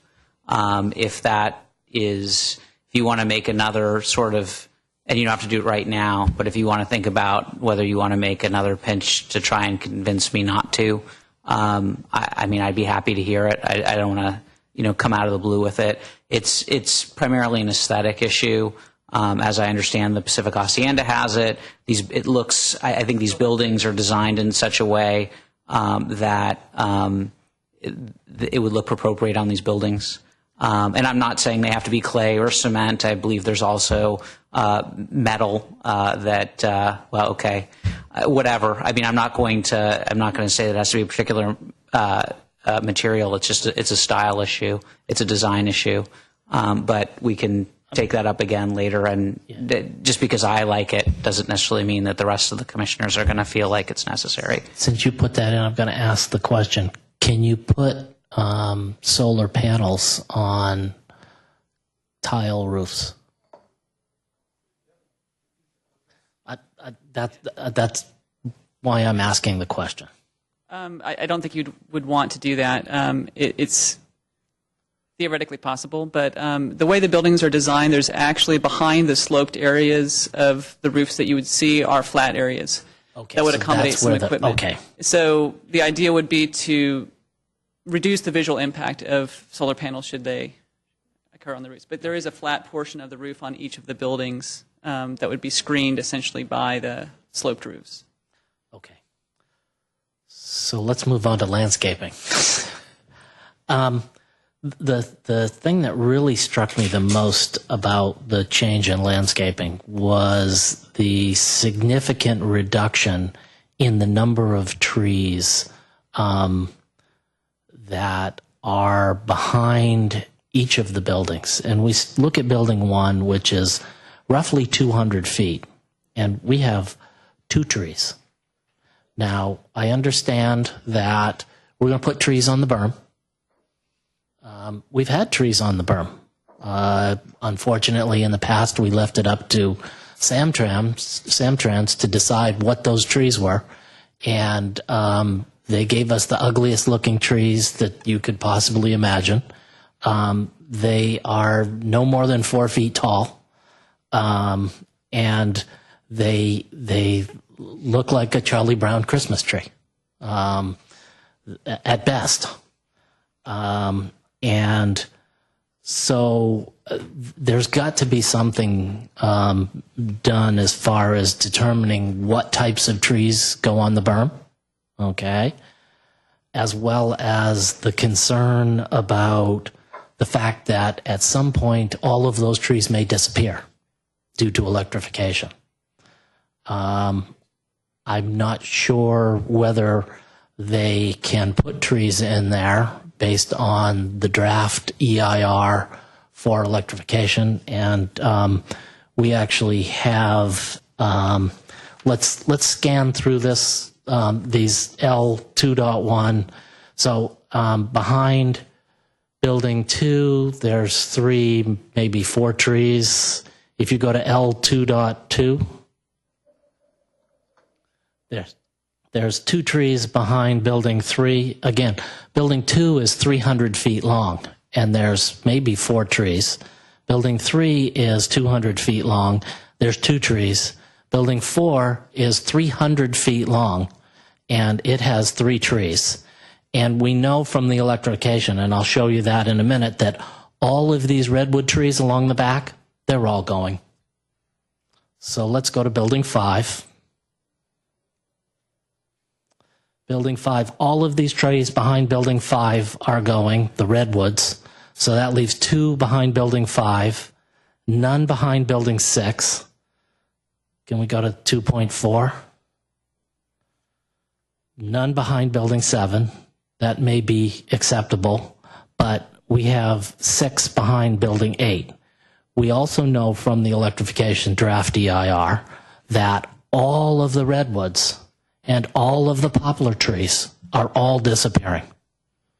So the idea that these trees are going to screen these buildings from the neighborhoods just doesn't hold water. So we're going to need to significantly increase the landscaping for these particular buildings. And I actually liked Mr. Vandello's suggestion to move the bike lockers away from Building 8. And the other thing that I noticed is that the sidewalk behind Building 8 is anywhere from 15 to 20 feet wide. So I'm not sure that you're going to be able to tell me that you can't put any more trees there. Let's take a look. Lisa, can we go to the website that I talked about? And I've given the planning commissioners a copy of a piece of the draft tree inventory and canopy assessment for the draft EIR for electrification. And the estimated number of trees in San Carlos that they're planning on removing is 78. The estimated number of trees to prune are 153. So when the other piece of this is that only trees that are in residential areas are going to be replaced somewhere else. And I'm not sure from all of this where those trees are going to be replaced. Are they going to be replaced somewhere else in San Carlos, or are they going to be replaced somewhere on the east side? So I'm a little hesitant about some of this. Did you get to? It's a long URL. Yeah. So I'll be there. Okay. Sorry.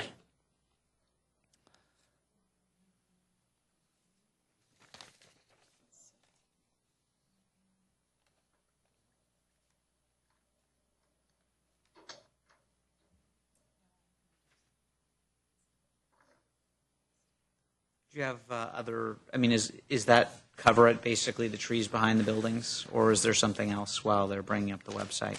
No,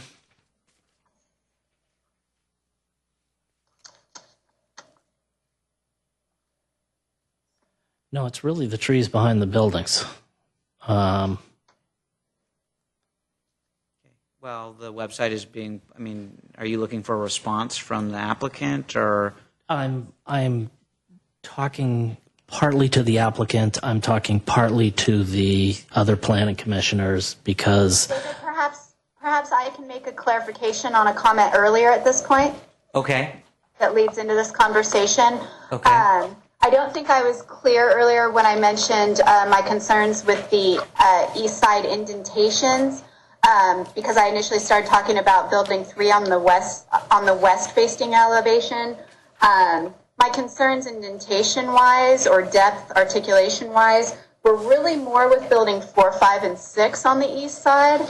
The other buildings, those are the ones that are my main concern as looking too flat from the east side.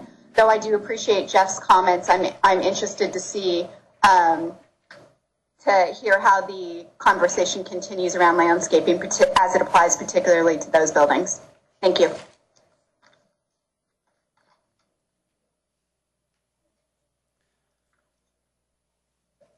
From what I've seen, there are no trees behind well, there's 2 behind building 5, if I remember correctly, and none behind 6 or 7. Okay, so page 95. Okay, 94, 95. Oh.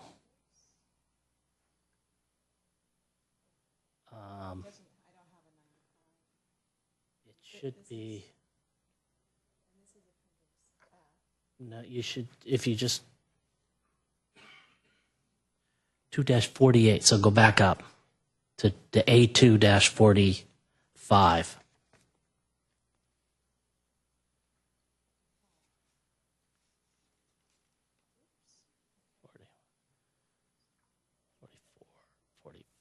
Should be San Carlos. Okay? So this essentially tells us from the draft DIR, and this was not available when we looked at landscaping in the past. And it's also interesting that a lot of trees, if you look at what was shown in the, for a picture in the planned development, there are huge numbers of trees all along the back side of all of these buildings.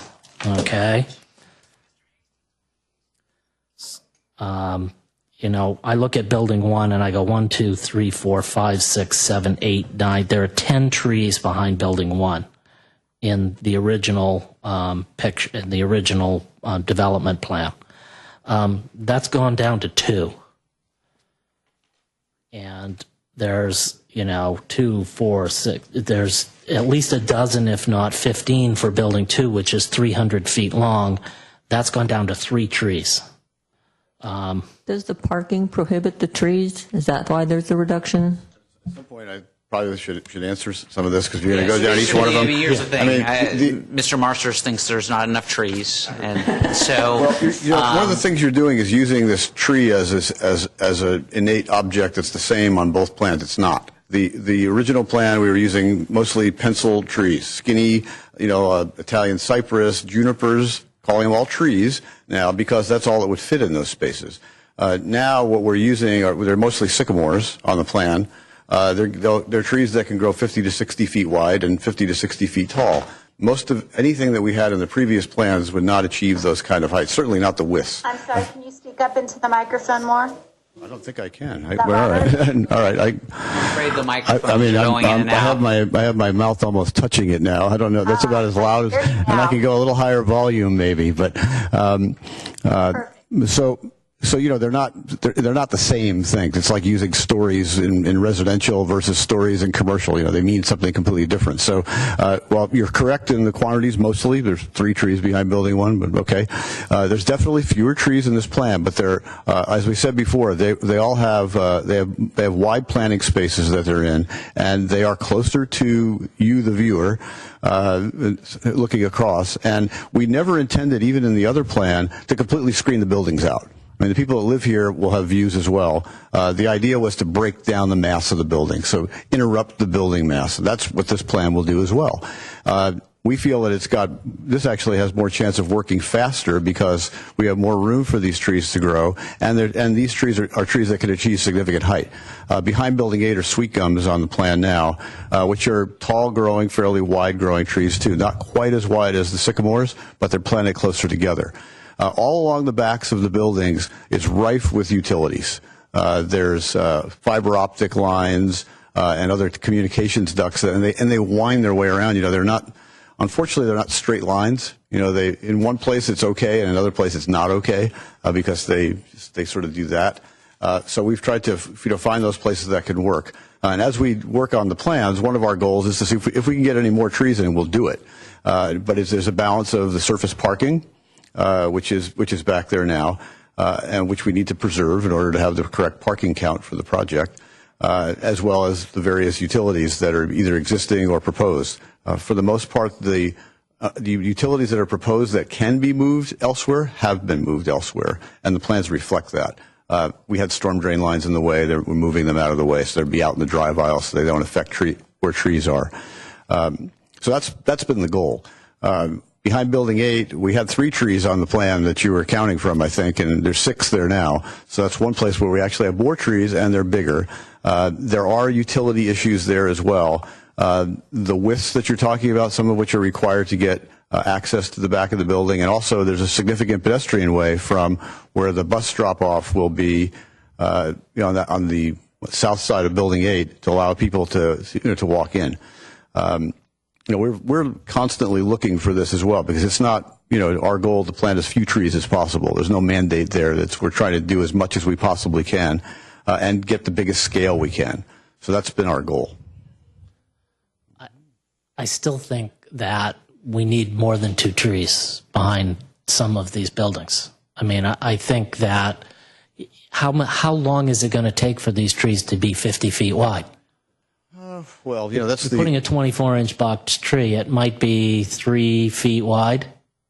4 or 5. Yeah. 4 or 5. They grow. They can grow 6 or 8 feet a year. Some of those trees. It depends on how happy they are. Probably not 6 or 8 feet wide. A tree. 10 years in, those sycamores will probably be 30 feet tall and 12, 14 feet wide, maybe 15 feet wide.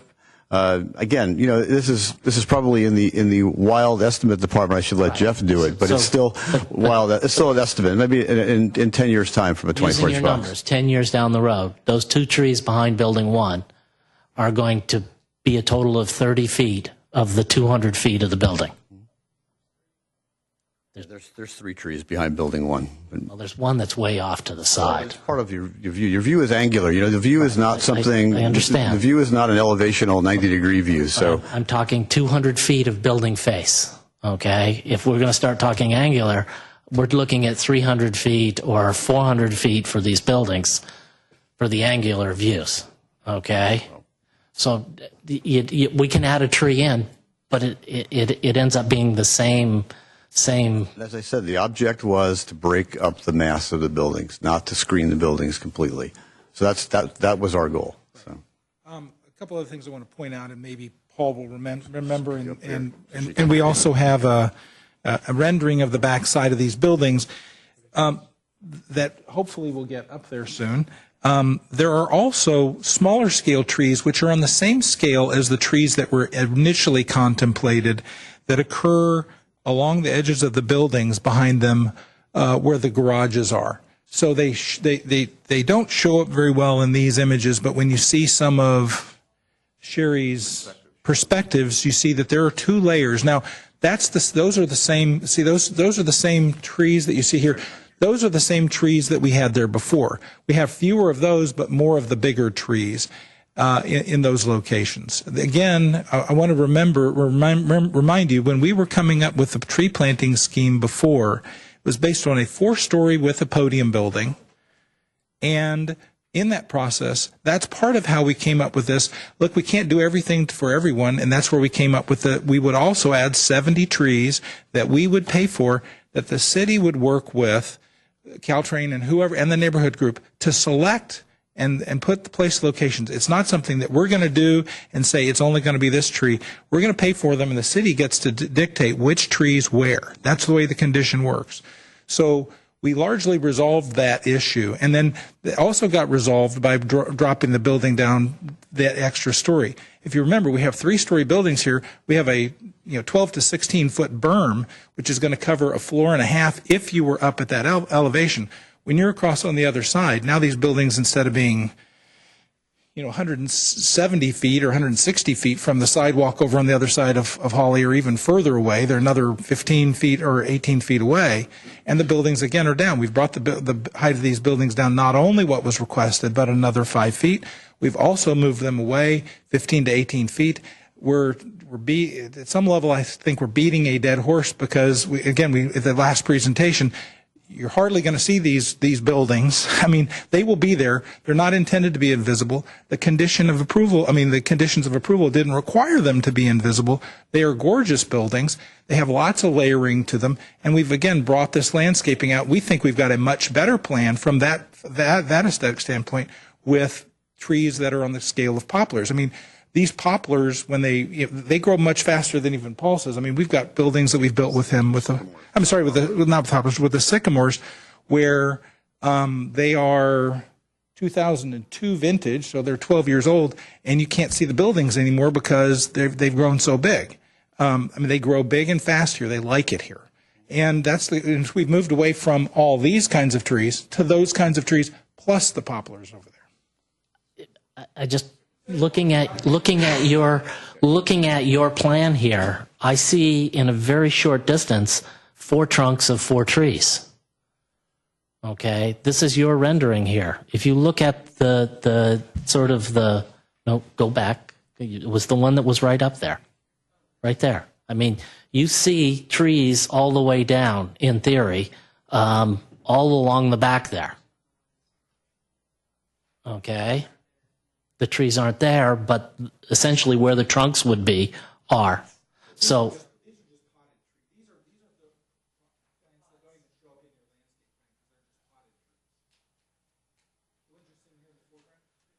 Yes. And the 3 sort of in the back there that I can see?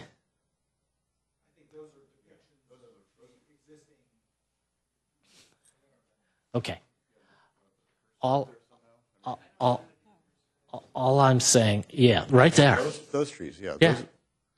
Okay. All I'm saying is that from the viewpoint of the residents that live on the east side, there are not enough trees. Okay, so I think we've established. I think we've established that. I'm not. Sometimes I try and be funny. Sometimes I fail, and I'm doing neither now. You want more trees. I want more trees. The developer is saying they can't do any more trees. They've done the trees that they're going to do anymore. Either are not feasible or not going to look good. So, at this point, are there any questions you want to ask to determine what you're going to ask us to do or propose? Because, I don't think you're going to convince them that they want to put in more trees than they've got in their plans. Could you put trees where there are parking spaces? If you lost parking spaces.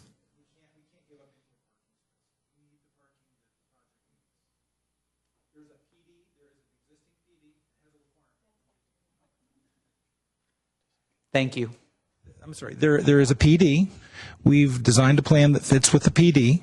It has parking requirements. We've met those requirements, and for a combination of those reasons, and we're not interested in going back to revisiting the PD, number one, and number two, from a best viability of the project, it needs an appropriate level of parking, and we feel like that it is an appropriate level of parking. And we feel like, extended, you have your opinion, and hopefully the rest of you folks will have yours. We feel like we have a better, more benign design from the neighborhood than we had approved. We've made other accommodations that go beyond what the PD would allow for. And again, we have the condition that provides for the 70 trees that can be placed, wherever the city works out for them to be done. And if we think that we've got something that complies with it, I appreciate your comments. We just don't have any more viable places to put trees, and that's where we are. And Building 6, the reason that there are no trees behind Building 6, is there like a design reason for that? There never really were. There's utilities, there's a platforming. The other thing we have to remember, when we talk about Building 4, 5, and 6, when we talk about what's on the other side, that is the part where on the other side, Old County is the lowest because it dips down considerably, and it's got commercial buildings on the other side. It doesn't even have residences on the other side. Mm-hmm. So from basically the first time there are no residences south of Building 3. It's all commercial there. There's this thing of when we get down to Building 8, you come out from a residential neighborhood at Montgomery, but there's still commercial buildings on the frontage, and you walk there and you have what you have. In that location, we've doubled the amount of trees that we have. As Paul said, we've put bigger trees in there. But even so, we have a PD that was approved that had 3, but we've added to them in spite of that. We've made changes to make things better. The PD also states that you'll put enough trees on the berm so that Building 8 will be obscured from the neighborhood.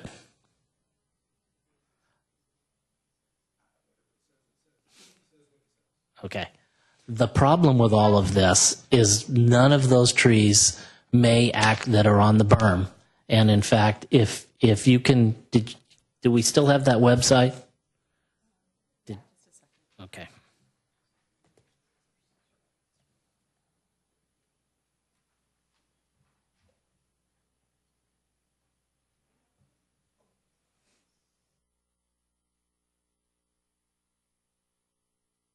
So go 3 more pages. Or 2 more pages.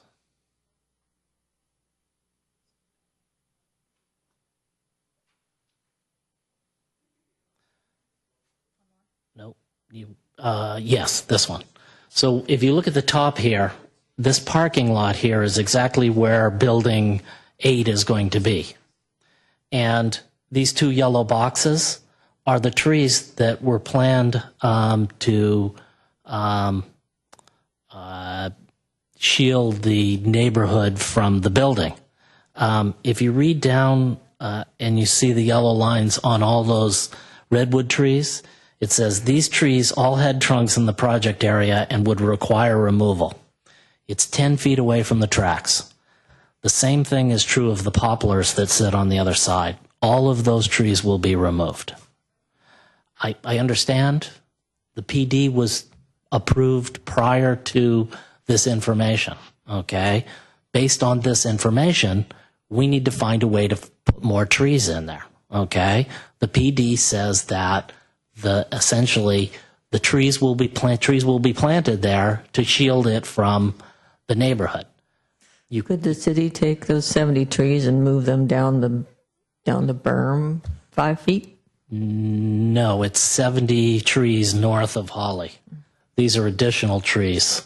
And if, Mr. Chairman, if I could add some color and clarification to the issue of trees on the berm.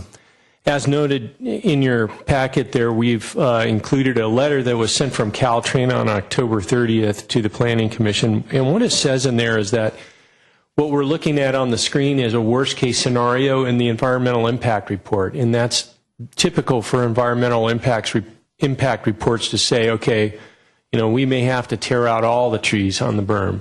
But what this letter goes on to say is that that Caltrain is committed to working with the city to determine a number of trees that the most trees that they can put, and also they will look at an alternative catenary design for the berm. So they'll actually look at different mechanical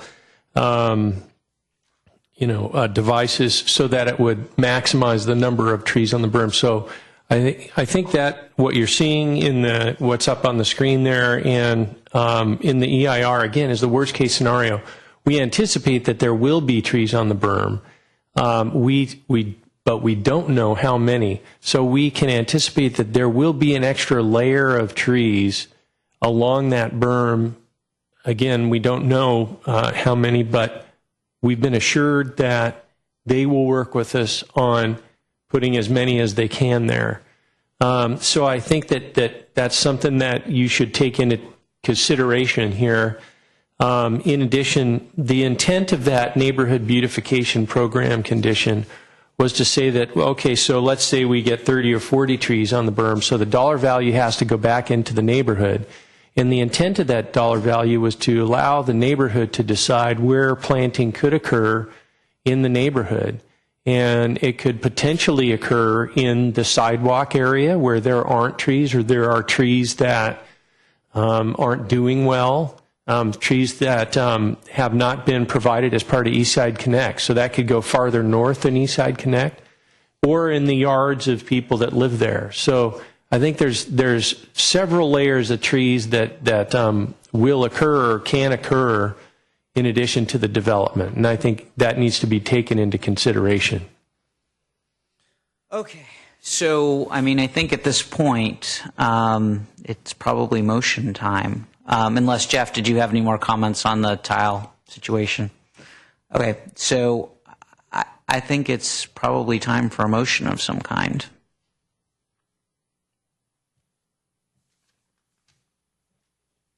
Can I ask one more question? Yep. And that is, can we create a condition under which any of the trees that are removed from the berm are planted on the east side? So if they remove 40 trees from the berm, and they will need to replace them with trees, okay, that those trees are planted on the east side, and that we don't put those 40 trees in a park somewhere, that they're used on the east side again to find a way to help defray the impact of the views. Mr. Marsters, I just want to make sure I understand the question.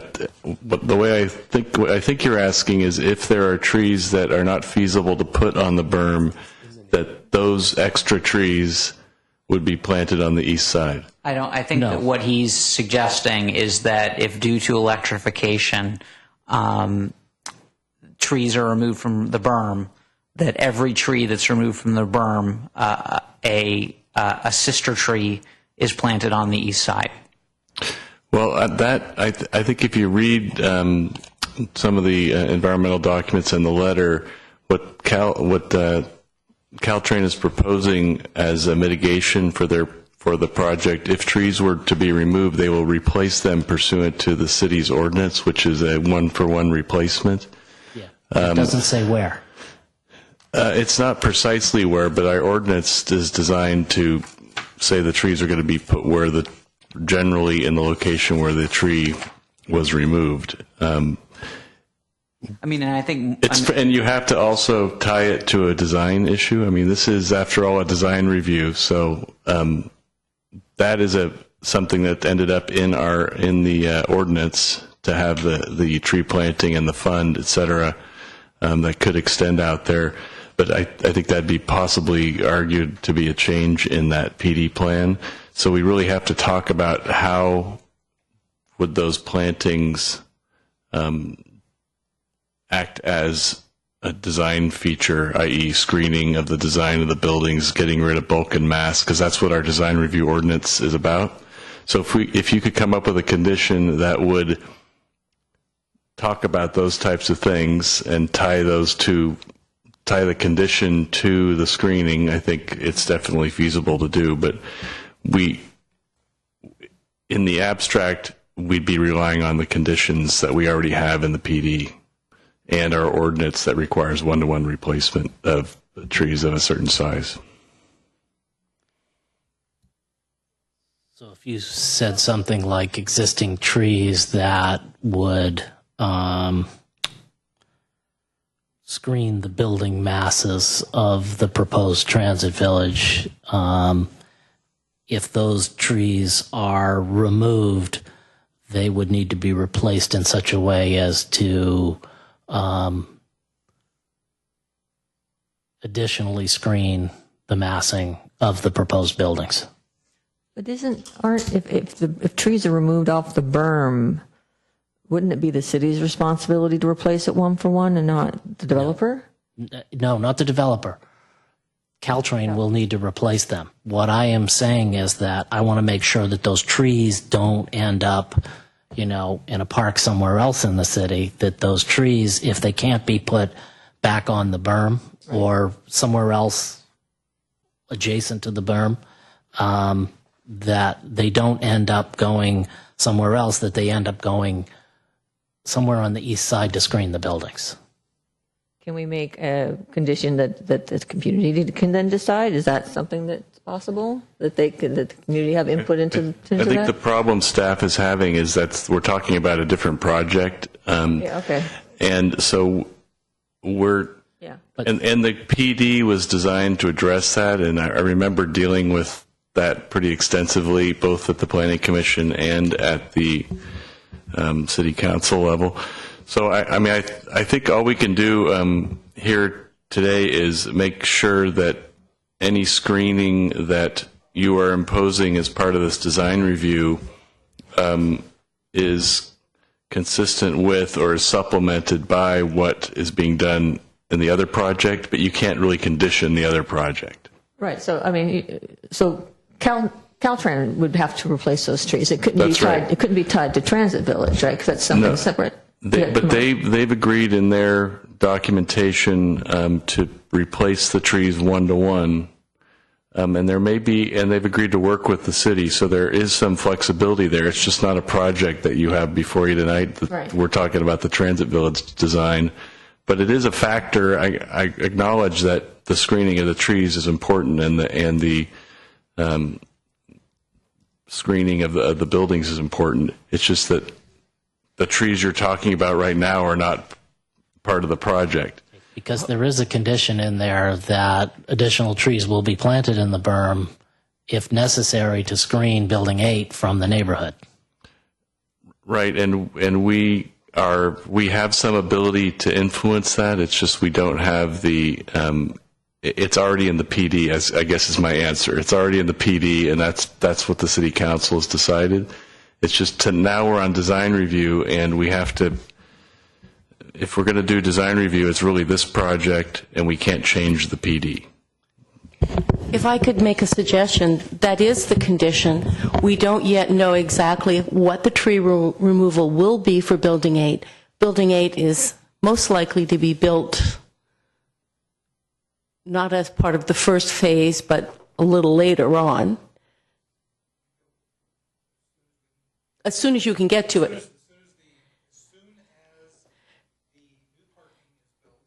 Right, so they can't start on buildings 5, 6, 7, and 8 until the transit center is built. So my point is simply that we'll have time to understand a little more. We can have a condition that says that at the time of building permit, that the screening planting for Building 8 will be reviewed in light of the electrification, so that if we could do something like that so that we come back and look at it, because we don't know if all those trees will be taken out. They've done a worst case scenario, and I do understand the concern. And I would be willing to live with a condition that said the landscaping for Building 8 will be reviewed prior to occupation.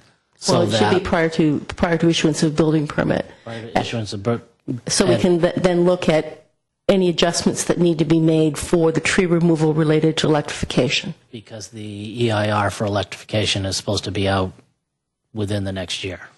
And I'm assuming that you won't. That's the problem. It's a time issue. Does anybody in the room think the electrification project is going to occur before this project? No, but the EIR may be completed. We waited for 3-4 years for an EIR 5 or 6 years ago. That never occurred. I can't imagine that in the next. I mean, at this point right now, if we were to get our approval tonight or next week or whenever, we're starting construction drawings and we're going to be in for a building permit in 8 months. Well, we're going to be into the city before then. We're going to be in the city in a couple months, and there's going to be plan checks and and corrections that will be needed to take place to the plans. And does anybody here think that electrification EIR is going to be done by then? Well, are you going to be doing the building permit drawings for Building 8, which you can't construct? Okay. Yes. Well, because the EIR for electrification has nothing to do with the relocation of the parking. Correct. Right? Yeah. And so we are of the belief from the landowners that they are moving forward with their plans for the parking lot as well. Okay, but So there are other conditions of approval that say no building permit can be issued for 5, 6, and 7 until the transit village is done and relocated. The transit center, the new multimodal. I understand that, but it has nothing to do with electrification. We have some time. My point was simply is that starting construction next spring, it's not going to be on Building 8. And I was just suggesting a condition that says that prior to the issuance of the building permit for Building 8, that we take another look at the screening planting for that building. But what you said earlier was, and you tied it to electrification, and if you do that, there will be no construction loan on this project until electrification occurs. That wasn't how I heard it at all, and frankly, I mean, just No, neither did I. I think that she's trying to help you. She's trying to come up with a condition that will satisfy Commissioner Marsters and will be tolerable for you. And I think the worst case scenario for if you go faster, then nothing will have been done, and there'll be nothing to adjust. So I think you're fine. Through the chair, just one other point on the timing issue. It just occurs to me that since we're only at the EIR stage, the redwood trees that are featured on your screen right now are not going to be removed anytime soon. And this project might even be built, and the redwood trees will be in place. And then when electrification occurs, the mitigations that are identified for electrification with the one-for-one replacement will be in effect through, and they're citing to our municipal code about tree replacement. So that's their mitigation. They're saying we're going to comply with the city's code. As ugly as that electrification is, I think some trees being removed is going to be the least of people's worries. But thank you. So I'll entertain a motion. Reminding folks that, and this does not have to be included in the motion, but I would like to see a requirement for a tile roof, and we had previously discussed limiting garbage and deliveries between 10 p.m. and 6 p.m. I would actually 6 a.m. Thank you. I'd actually suggest 11 because sometimes folks do. After like restaurants will do deliveries after they close. They often close at 10. But again, whatever motion you want to make is fine. Just my suggestion is you consider maybe a little bit more time. And that's all I have to say about that.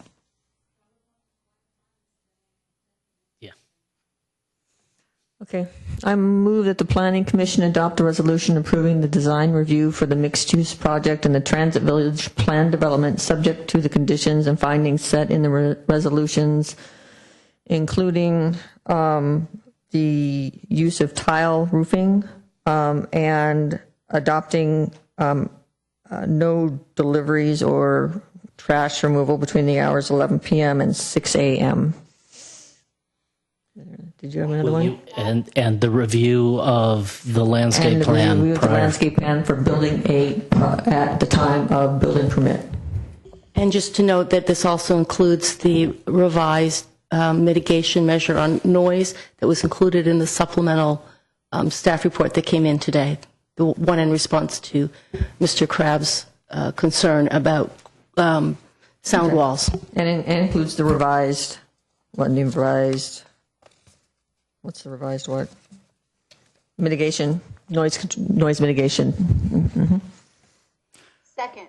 Okay, so there's a motion and a second. Does staff feel they have the motion? All right, I'm going to call for a roll call vote, please. Commissioner Bergman. Yes. Commissioner Marsters.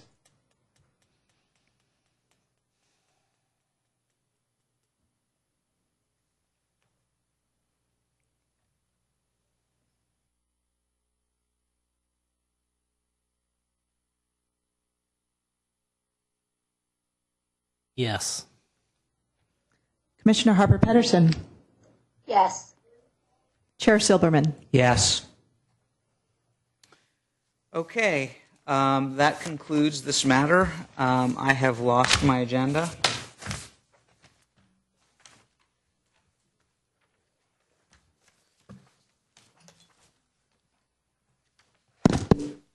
I have found my agenda. Moving on to item 7, report on recent city council actions. I don't have anything to report, Mr. Chairman. Okay, Planning Commission comments or reports? Anything from any members of the Planning Commission? I have nothing. I understand that there's been an appeal of a decision that we made with respect to dividing a piece of property, and that it might be scheduled for January. I don't know if there's anything to report on that, but I'm curious, if not today, maybe at the next meeting to get an update on that?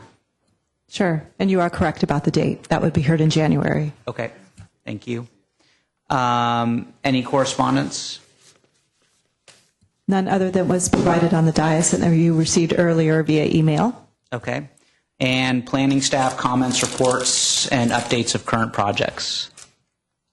Nothing other than the fact that we will have a planning commission hearing on November the 17th. One item which will be considered is an application for a variance at 2821 Mallorca Way. Is that also going to include the matter that was scheduled for, it was a review? Housing element. Housing element, thank you. Yes, I'm currently in the process of confirming that with our consultant, so that could possibly be on the agenda as well, but I'll have to confirm on that within the next few days or so. It's fine. I'm just curious. Okay. If there is nothing else, the meeting is adjourned. Thank you, everyone.